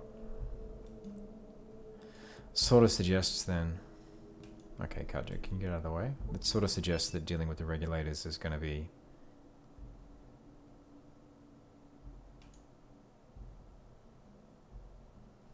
Move out to longer range. But, you know, in the meantime, just seriously, just get out of the way of the door, please. Could you? Oh, we're going to have to do the walk in to walk out thing. No? Not going to move at all? I've been dog-meated. Thank you. It just took a frantic run to get her to move. I'm a muppet. I've been through that town a bunch of times. And I'd even noticed the slightly fascist way that they were talking. Fascists. Fascists.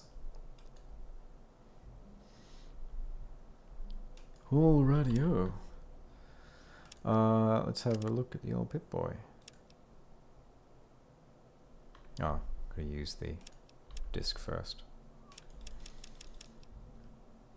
Let's use the new holodisc. Excuse me.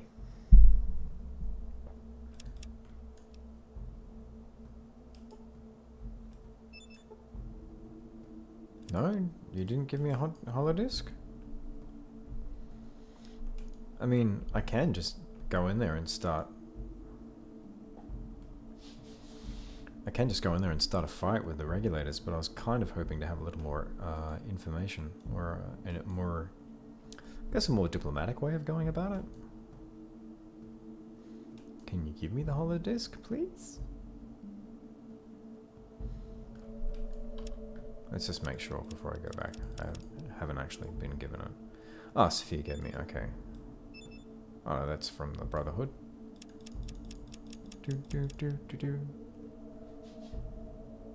Hey, son! Thank you for joining us.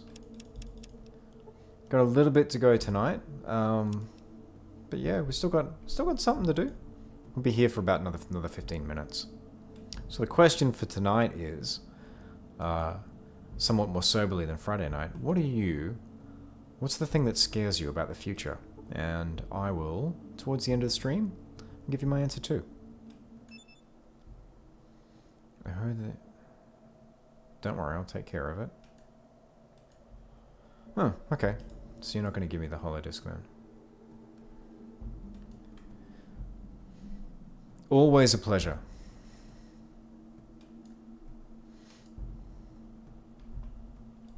Tonight has been a lot of dying. Just a lot. You read some stats that scare you about the future. Do tell.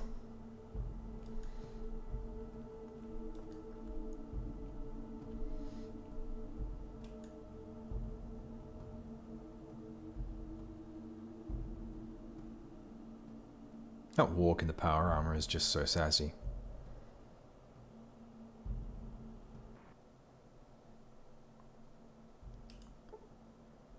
See, it even says regulators, one of the guards, and I was like, oh, where are they? They must be around somewhere else. I can't find them.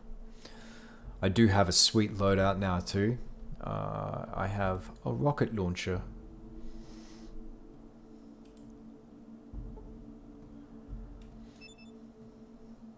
What do I want? I pretty much want to start killing you all. I think that's how it's gonna pan out.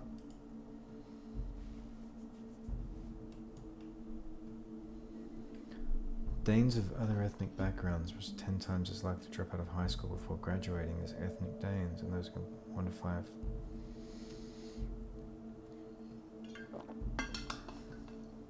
Okay, you might need to give me a little bit more context about why specifically that scares you about the future. I think there's a missing link I've got there. There's obviously something there that makes it personal to you. I mean, there's some other aspects of that we can dig into, but...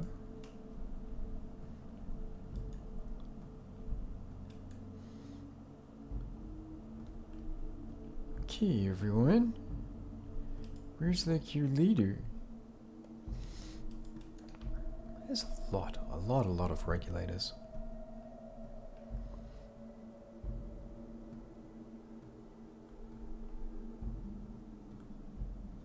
Got it. Okay. Yeah. So I'm curious, like, when you read those stats, did they have any kind of, was there any kind of theory as to what the cause of that is? Because if it's based on ethnicity, then is it not catering to other ethnic backgrounds in terms of language, or is it kind of an inherent racial prejudice?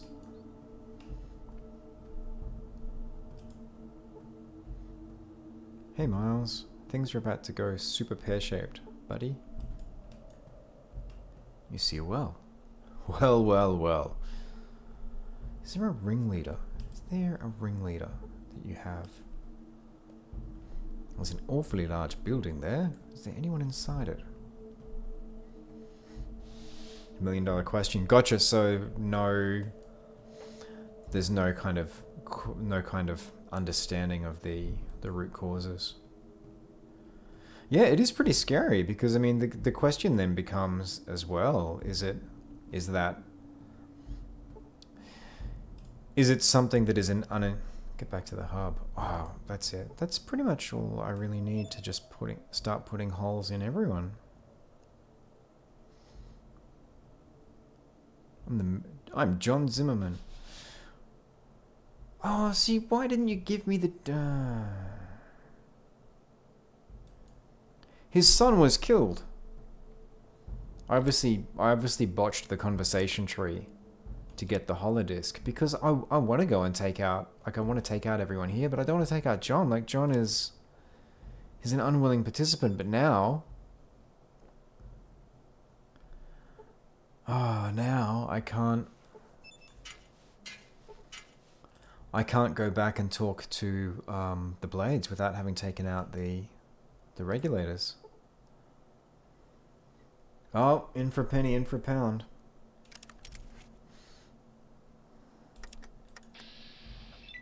Hey man.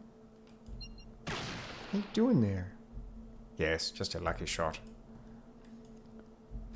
Yeah, because there's two theories about that. I mean, that could either be like a systemic... Oh wow. This is going to be harder than shooting. I did not expect that.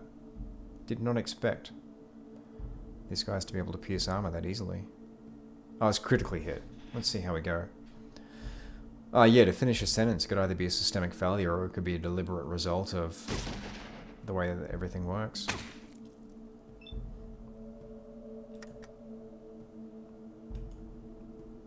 Oh, looks like we had to kill the mayor too. Well, if I die here, at the very least, I get to go back to the save game and see if I can go back through that conversation tree again.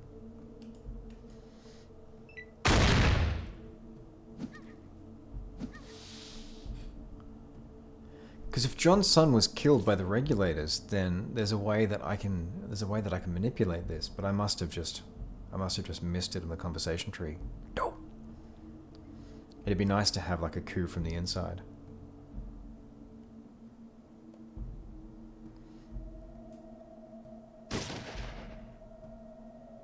Wow.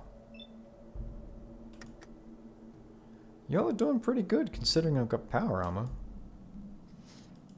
There we go, one down.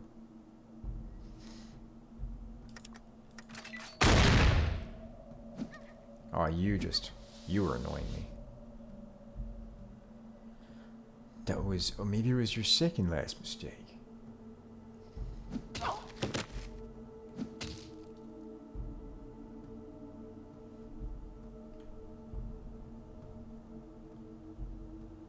Got it.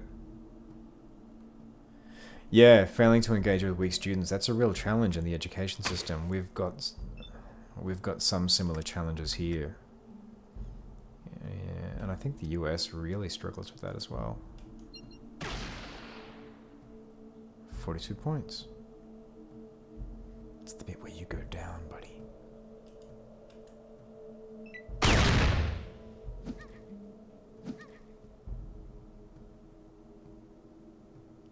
I'll be so disappointed if Cut Your Art doesn't manage to take out the mayor.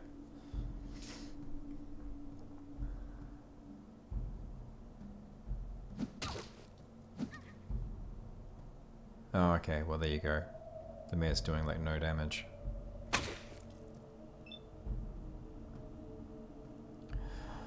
Yeah, well, I mean, if we go back to if we fail to graduate high school, yeah, I mean, I couldn't point at specific statistics, but I'm sure you can wind back to a point where that's the case. And point taken, yeah. Wow. Yeah, it's such a shame because there's a really great argument that one of the Vlog brothers has about universal education,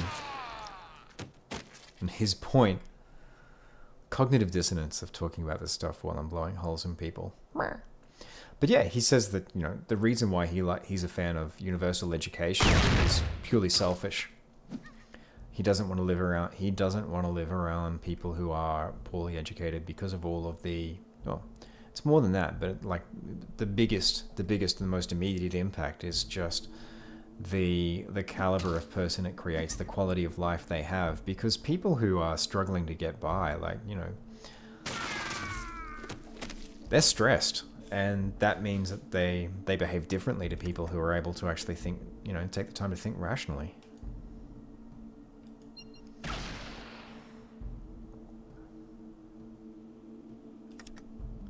So yeah, I can see how that scares.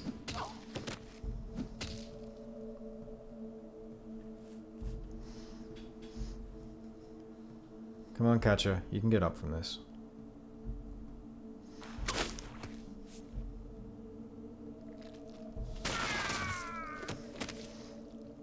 Wow, she's creating her own 72 points. She's creating her own pile.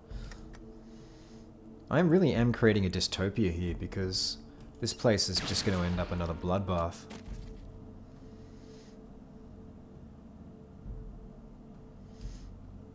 But yeah, that's a good one.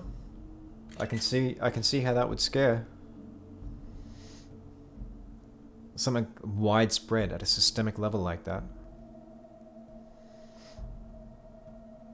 Good God. Yeah, absolutely. Yeah, manufactured's a really good word for it too.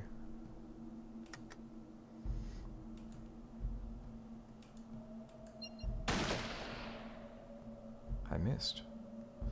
I'm just going to keep walking away as the song goes. I'm walking away from the troubles in my life. Yeah, I hear you. I hear you.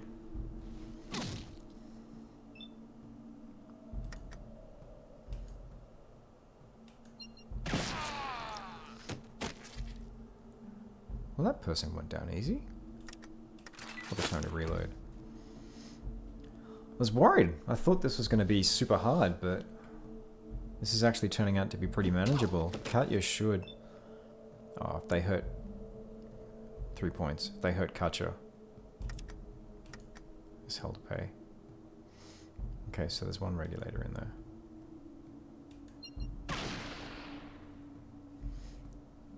17 points. So now's probably a good time to come back out and say hi. Yeah, just go for the punch. Okay, no damage, that's good.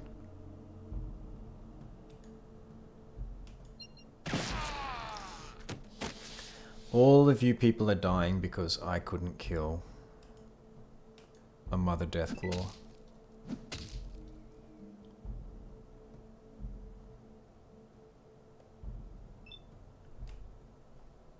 No.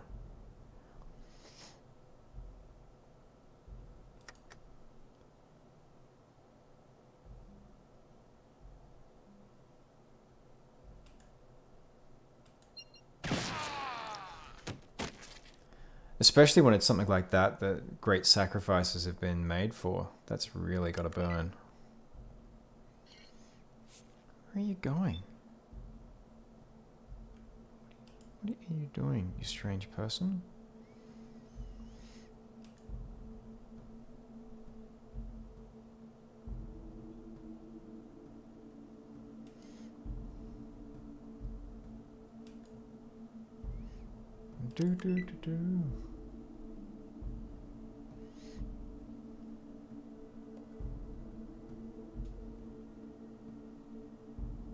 What did you pick up? That is what I'm talking about. So we might go into overtime on this one. Sudden death. Can't end combat. Just kind of hoping to loot a few people along the way.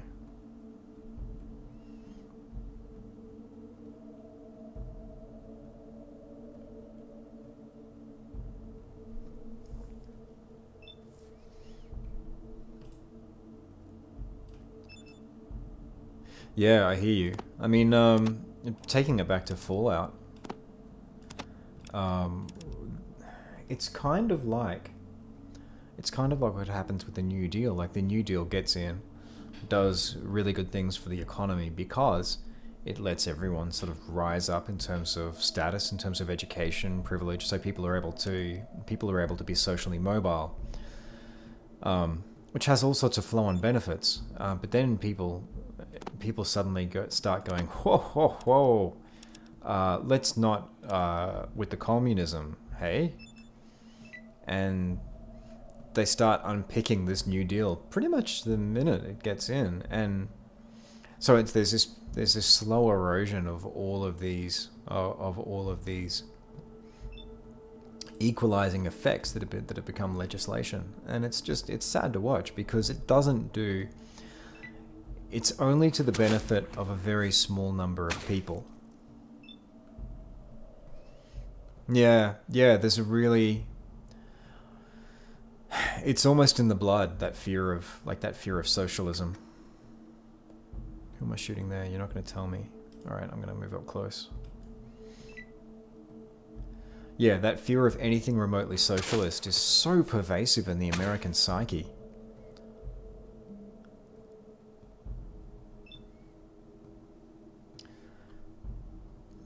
Well, I wouldn't say that's necessarily... I wouldn't say that's so true. I would say that the Americans have, like... I think there's a myth. You could maybe say that there's a myth that most cultures are built on, and the American myth is one of upward mobility, that anyone can make it with the American dream. I don't think they want to live in a dystopia, but I do think that they see that... Oh, I'm trying to remember how it was put once, but it was a really compelling way of putting it. One of the reasons why people who are lower class in the US, or people who are doing life harder, will vote Republican is because they see themselves as the next potential billionaire. It's just a matter of timing. And it creates all of this. It creates all of this unfortunate, like, short-term thinking.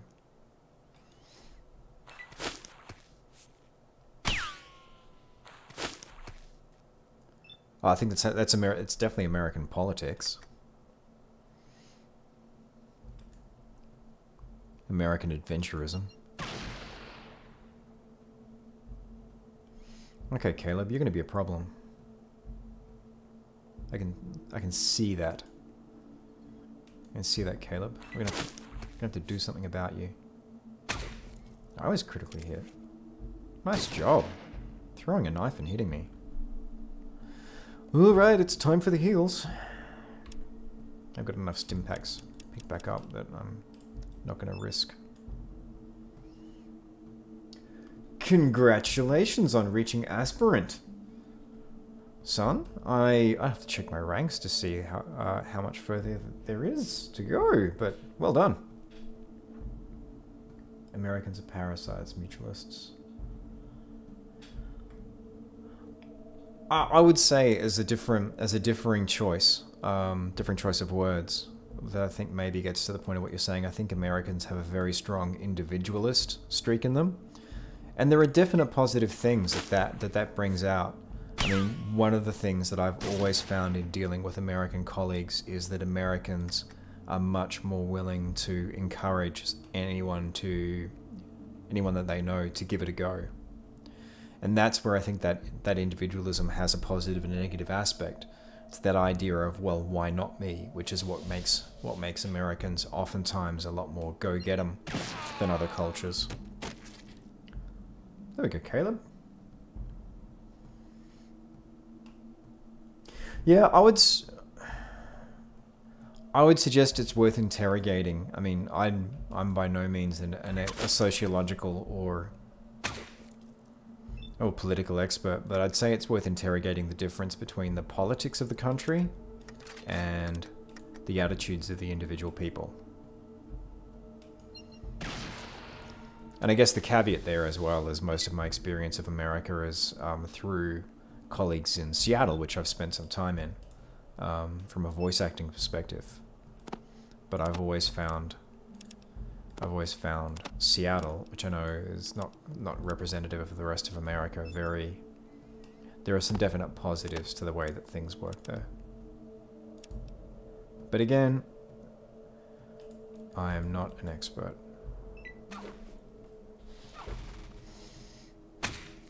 Yeah, I think with a lot of cultures, there are things that are really good, and there are things that mess that culture up.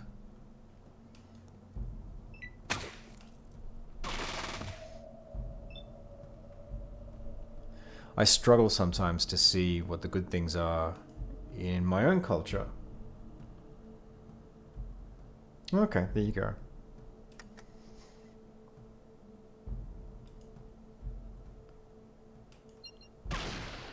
Yeah, in the case of Australians, we have this myth of being very fair go and tolerant, and we're super not.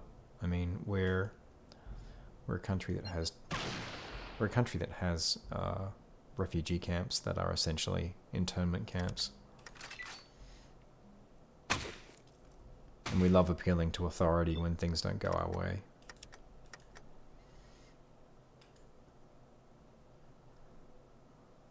Found that my opinion of Australia changed significantly once I started traveling to non-English speaking countries, because you see how they deal with people who can't speak their language, and in my case it was Thailand, and people are wonderful. Like, as long as you make the slightest effort, people there are super tolerant about, like, how can we make this work. Super predatory.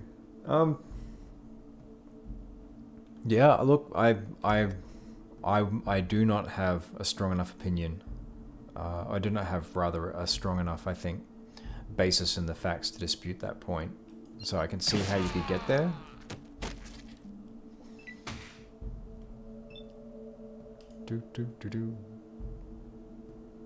Yeah, I think the furthest point that I will walk along with you is saying that there are very good and very bad things that tend to come from pretty much every society's makeup.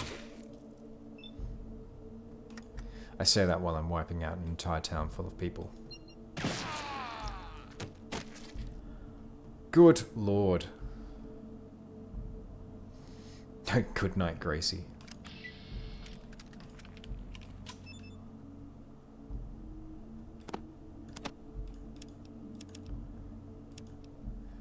I don't know if we saved this town.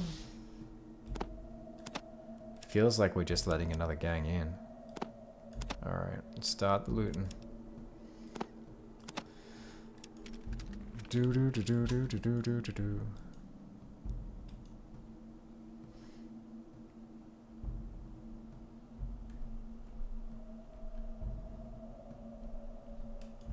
Oh, interesting. Yeah, Cuba's always struck me as an interesting place.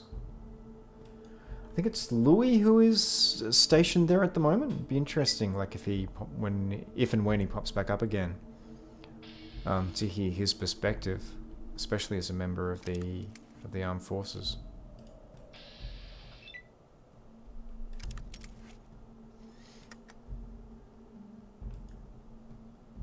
So sorry, sir.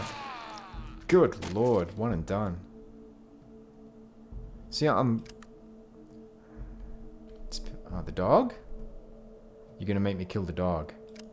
This really is, I'm turning this whole place. I'm taking our conversation somewhere. I am I'm turning this whole place into a dystopia.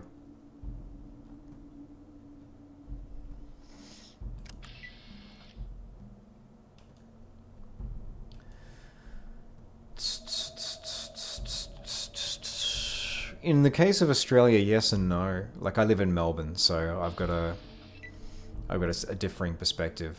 Melbourne and Sydney are quite cosmopolitan. In terms of I'm gonna have to kill everyone in this town. This really is a dystopia. I feel so bad. This is not the future I wanted. This is Necropolis. Well, Necropolis, I came in and someone else had done the job, but now I'm gonna have to do this myself. Good lord. Katya was hit instead of you. Who is shooting Katya?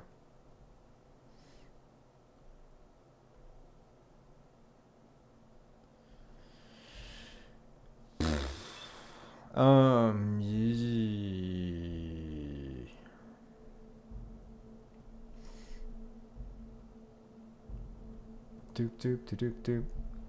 You hear about, yeah, with regards to Australia, you hear about. Who are you?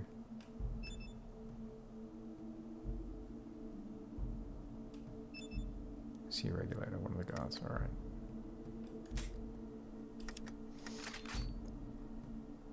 Finishing a sentence, with regards to Australia, you hear about the Christian side of things typically when we have our conservative politicians blowing that dog whistle.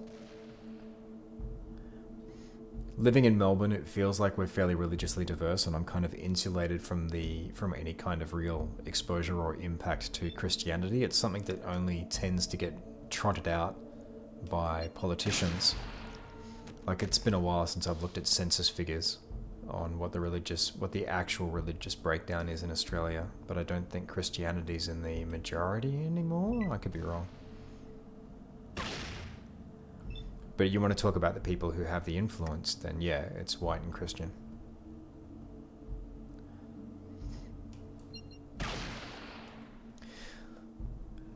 When you say created a subclass of citizens, who are you referring to there? Are you referring to Indigenous Australians or something else?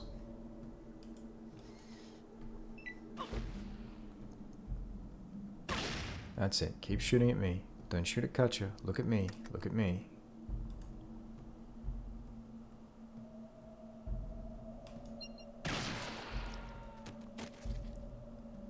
I really am going to have to kill everyone in this goddamn town. This is some High Plains Drifter level shit going on here. Alright, we're gonna... Oh, there we are. See, if I can just kill the regulators, I'll be happy with that. That's a good day. What do we got? 7 there. I'll take a torso shot.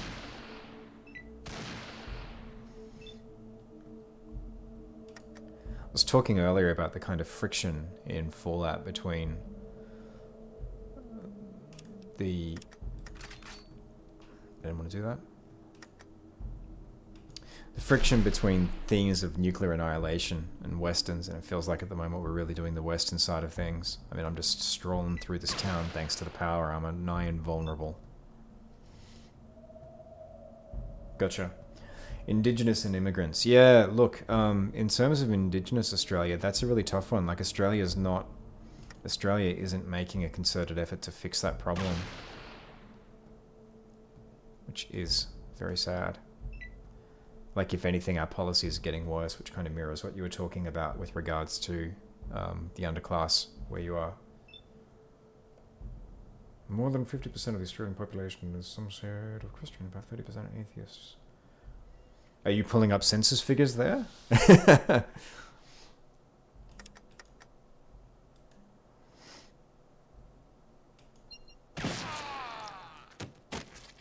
Alright, folks, are we done? Because I'm kind of in this for the long haul here.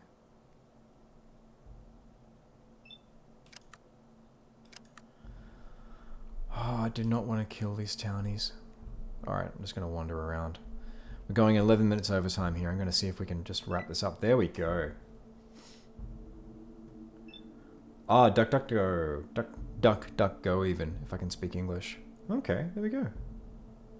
I keep forgetting about that, and I keep meaning to use it more now that Google is heading into the area of questionable ethics.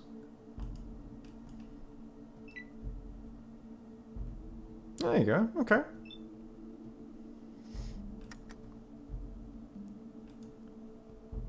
Yeah, I think when you start talking about Christians, you get the same thing that you get with the far right, which is that there's a vested interest in organizing. I mean, by the nature of their religion, they are quite an organized group to begin with. So I think that goes some way to increasing the amount of influence they have on society. Oh, you're gonna be a problem, pal.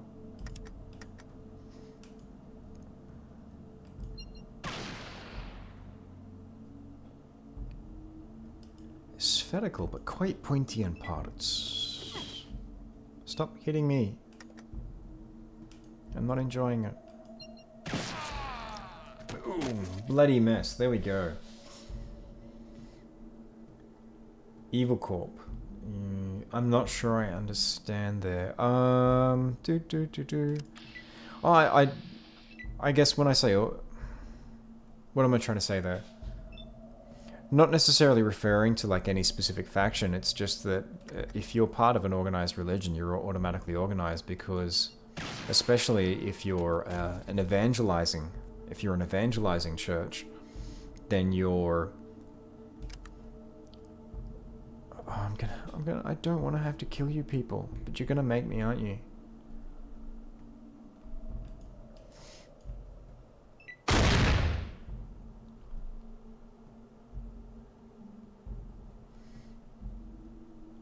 70% non-religious. Wow.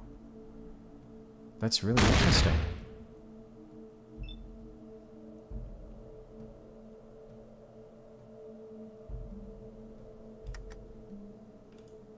Okay, Lorraine.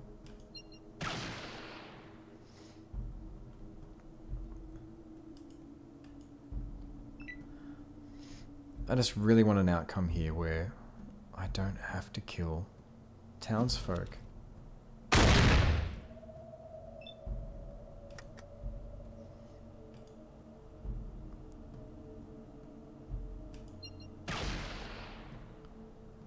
I'm not going to save scum this though, because I think this is a more interesting outcome. It's grim,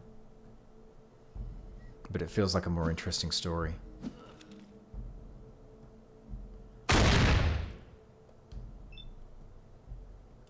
Stop using stim packs. I do have to reload now.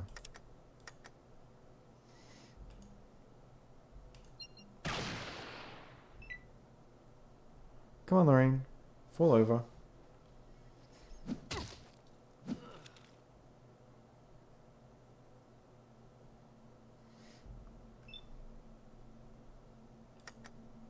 Lorraine has a lot of stim packs. There we go. State religion is... Well, that's interesting. Tax funded. So they're specifically funded by taxes. It's not so much, not just that they avoid paying taxes, but they actually get their taxes that go to funding the church.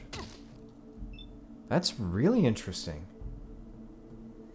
Does that mean that the membership of the church tends to skew to the political elite in the country? Like, what gives them...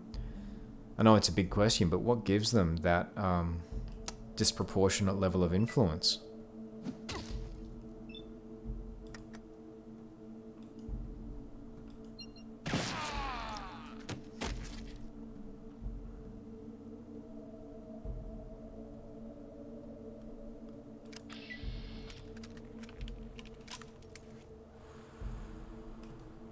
Good. Catch is still with us. Oh, come on, dude. Don't do it.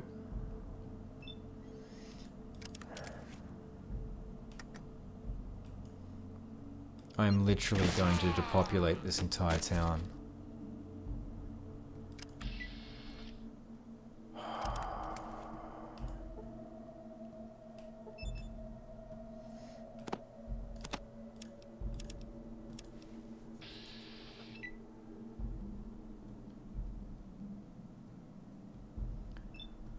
I guess it makes sense that they're not running out into the desert, because where are you going to go? But... State religion automatically assume ownership of you. In terms of membership numbers? That's interesting.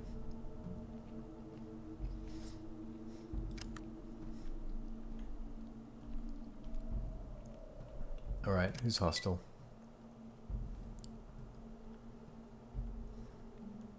I just can't help but feel that this is not the future that the Blades asked for.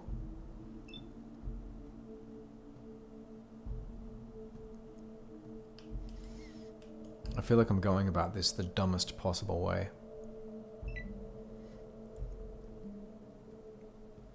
But failure is interesting. Failure creates good stories.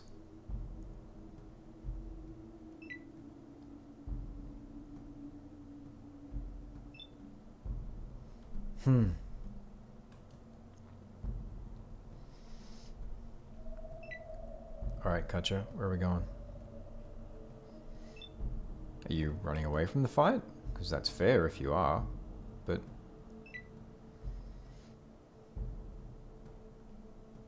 I think you are.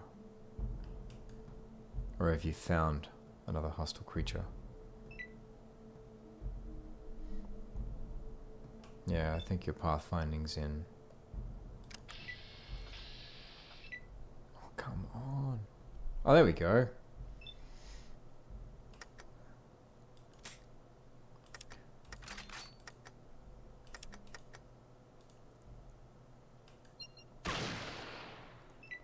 Still in overtime here. Do do do do do do do do.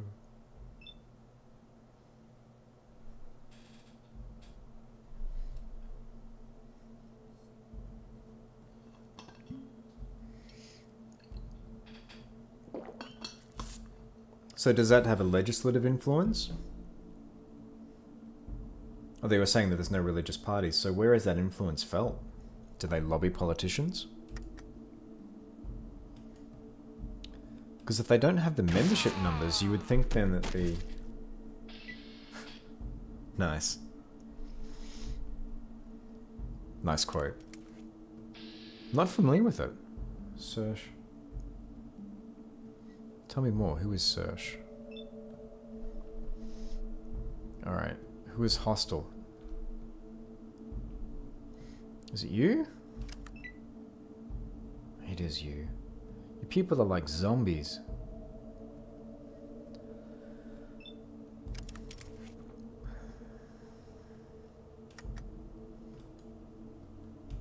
I'm gonna be so interested to see what happens next. Once this is done.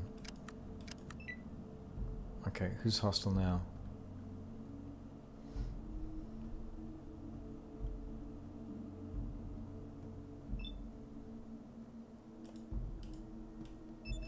Doop doop doop doop. You have a single cap.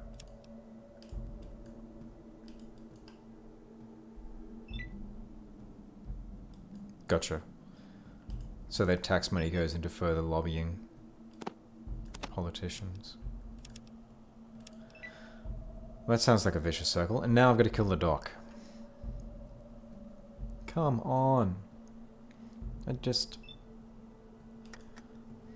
See, the thing that makes this feel not good, like I'm not... There's no joy that I get from wandering around this town shooting a bunch of people who are effectively harmless. But the thing that makes it an interesting story and a real tragic failure is if I'd just gotten that holodisc, then I should have been able to split this town down the middle between the regulators and the population who were oppressed, who I was trying to help. Because I'm really curious now what's going to happen when I go back to the Blades. Like, there's every chance that they're just going to think I'm a murderer, a maniac, and kill me. Or try to kill me. And that feels... It feels genre appropriate. That...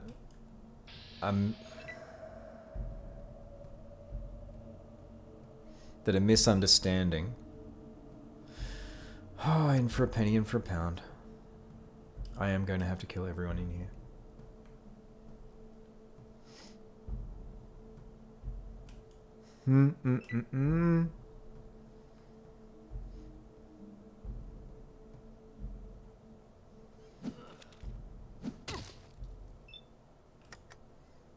Yeah, horrible things coming out of simple misunderstandings.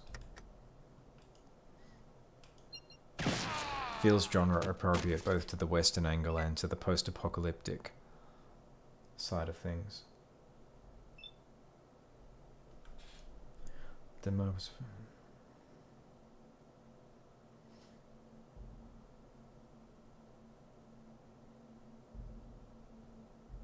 State Church, the state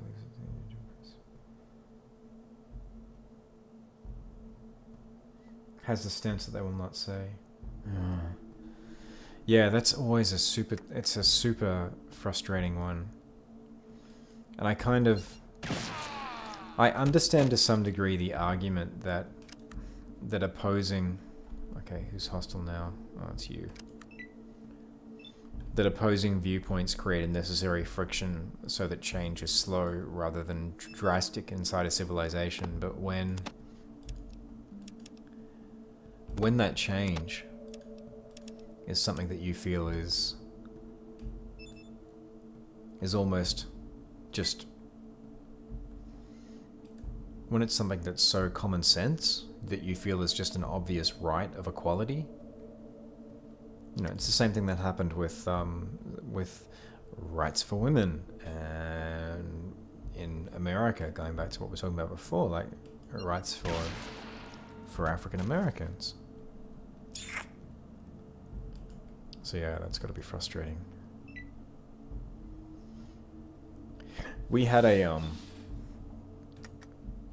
in Australia, we had a pretty grotesque thing happen where there was a non-binding referendum, essentially just a postal vote,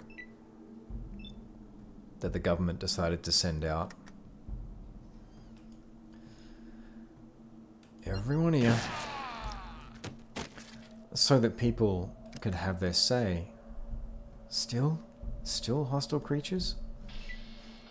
Thank you. So that people could have their say on whether they thought that same-sex marriage should or shouldn't happen. So non-binding. So the government was not beholden to do anything with the results of it. So it really just gave people a chance to be venal. I remember one of the... Hey there, man. What was your job again? Alright. Thanks, bye. You're clearly protected by NPC Halo. Either that or you could maybe see that as just that particular person being smart enough to go, not coming out. Whatever's happening here has nothing to do with me. Alright, now we're at maximum weight capacity.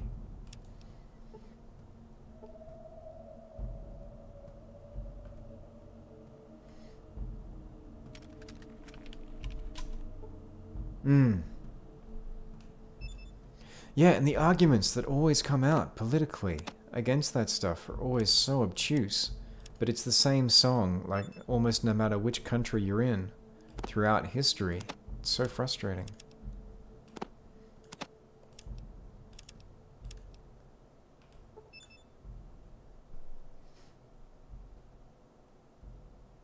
Well, I'm glad that that's happened. And he's hoping for a better future. I mean, it's not thematically on point for the game that we're playing, but that's why it's a fiction and we're talking about reality.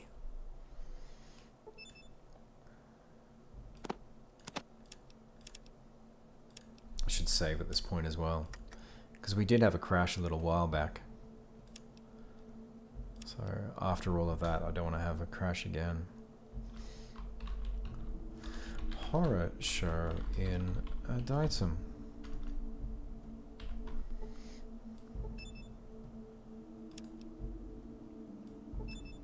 liberated the town only in the most grotesque definition of the word.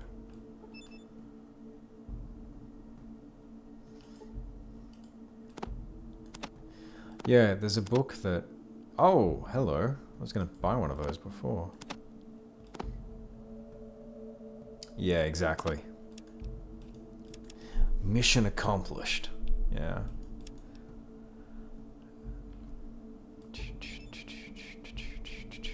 There's a book that's on my reading list at the moment that I really want to get to as kind of a counterpoint to, well, thematically this.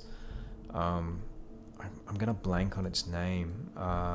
It's not factually, but it's something very similar to it. It was put together by a couple of professors actually close to your neck of the woods. So I'll see if I can dig it up for a future stream. But the point of the book... Thank you very much for the follow, Mr. Color 410. Very much appreciated. While we go through overtime on what was meant to be a 2-hour stream, but I didn't want to... I wanted to finish this off. At least this combat. Doop, doop, doop, doop. Yeah, we'll do. Because the premise of it is that the world is actually a lot better place. It's doing a lot better than we're told by media. There are things out there that are good news, and I think that's a really helpful there's a really helpful antidote to fear and hysteria. Because I'm a huge sucker for just getting caught in fear spirals. You know, you just go into this downward spiral of negativity because you listen to the news, or you think about particular facts that are depressing. And then you just end up going, but you always need to operate from a position of hope. Otherwise, you can't do anything. Alright, I think we're going to end things there tonight. Thank you very much again for the follow, Mr. Color 410. Now, I did promise that I would, despite my talk of positivity, after we dug into sort of some of the world's thornier political problems, and after we created this horrific wasteland, the Vault Dweller is not just a legend now. Oh, let's have a look at our karma before we wrap up. What's our karma?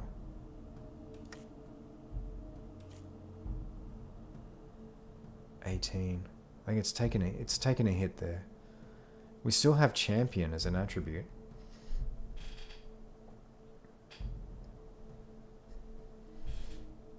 Yeah, exactly. Yeah, it is. We're doing a lot better than we ever have been, but it's not a message that it's easy to take.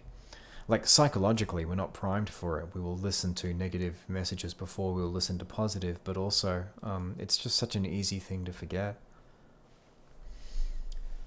And yeah, interestingly, so yeah, I grew up under the same circumstances. Cold War around the age of 10. So I think I might have a few years on you, because like that Cold War fear was actually, although, when was Chernobyl? I'm remembering it as the early 90s, but maybe it was earlier than that, in the 80s. But yeah, that Cold War paranoia and that constant fear of just mutually assured destruction that you grow up with in the 80s. Which brings me back to my answer to tonight's question, which is, what is the one thing that scares me the most about the future? So this kind of got inspired by a New York Times article that I read, and I'll just bring up the title of it. Oh, there we go. Losing Earth, the decade we almost stopped climate change. And can I grab a link for it now? Yeah, I'll just pop it in chat. I'll pop a link for it in chat because it's a really interesting article. So we're going to lose sound for a second. New York Times. Losing Earth. It's a really sobering article. Because growing up in the 80s, which is what sort of inspired that when you were talking about that before, son. 87 or 88. Yeah, there you go. So I think I've got a few years on you. Because I remember in the early 80s, I remember that feeling of just reports in the news every night talking about sort of like projected, is this week going to be the week that someone presses the button? So yeah, there's the article. I'll take us back to that delicious music from Fallout. And the thing that scares me the most about the future is the idea that it is too late. And this article goes into that, talking about climate change. And it talks about, and this is the thing that was really fascinating for me, it talks about how in 1979 most of the science was internationally agreed upon, universally ratified. People understood that we would have to take action or it would be too late. And that explained for me, that unlocked basically where that fascination with the apocalypse and post-apocalypse, not just atomic, but also ecological, came from in the 80s, because so much of our media, when we're talking about pop culture, we explored that fear. I mentioned earlier, we were like not just films like Mad Max, but you've got really gonzo out there stuff like Cherry 2000, and you've got Escape from New York. And I because I grew up in that decade, I wasn't aware that basically that this was something that was sort of universally known. You kind of have that conceit when you grow up, that the point that you become aware of something, or maybe a little bit after that, is when it becomes sort of like common knowledge. But this article talks about that decade, and it talks about what happens through that decade, because obviously we've walked a long way back from there. We don't have basically an international agreement, or we don't have a set of political bodies rather internationally that are willing to actually affect change. Okay, there you go. So this is something that you know more about than me. You're 41. Gotcha. Okay, so I've only got a year on you then. I've only got a year on you. Yeah, so it talks about how during that decade all of that falls apart. And I'm not going to spoil the article, and I can't because I haven't read through it all myself, but I think it's a fascinating read, what I've read so far. And not only is it interesting, but it's also terrifying, at least to me, because it talks about the projections in the opening paragraph for 1 degree, 2 degrees, 3 degrees, 4 degrees, like what that means basically to the Earth and where we are now. And the idea that it is too late, to me, is terrifying. That there's not going to be a future that we're going to be able to pull back from just stupidity, largely. Stupidity and... I don't want to say apathy, because I think that's selling people a little too short, but it seems like at different levels of power, there's, in some cases, surprising basically like levels of affluence and influence. People have this view that, well, I can't change what's happening with everyone else. Well, that's the interesting thing. Read the article. There's always going to be a point where we can stop things getting worse. But some science says that, life as it is now may be an unachievable goal. And that to me is terrifying.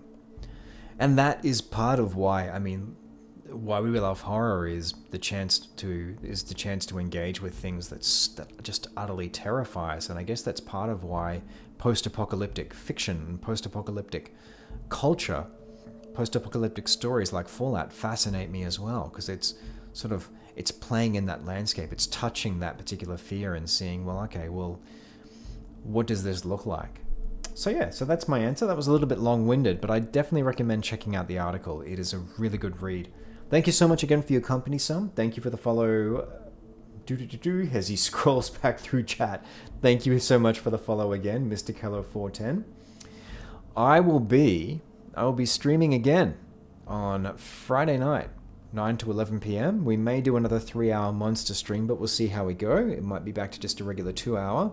I'm going to see what I can do with my regular schedule in terms of squeezing in more streams during the week, but until I have an answer to that, I will be back on Friday, and we're going to go back on Friday. I am going to make myself wait until then to go and talk to the Blades and see what they think of just the utter shit show that I have wrought in Adytum, because I don't think they're going to be happy, and I don't think I'm going to get what I want out of that situation. So again, thank you so much for your company if you've joined me on the stream. I hope to see you on Friday night, and in between now and then, stay safe, stay happy, hug someone you love.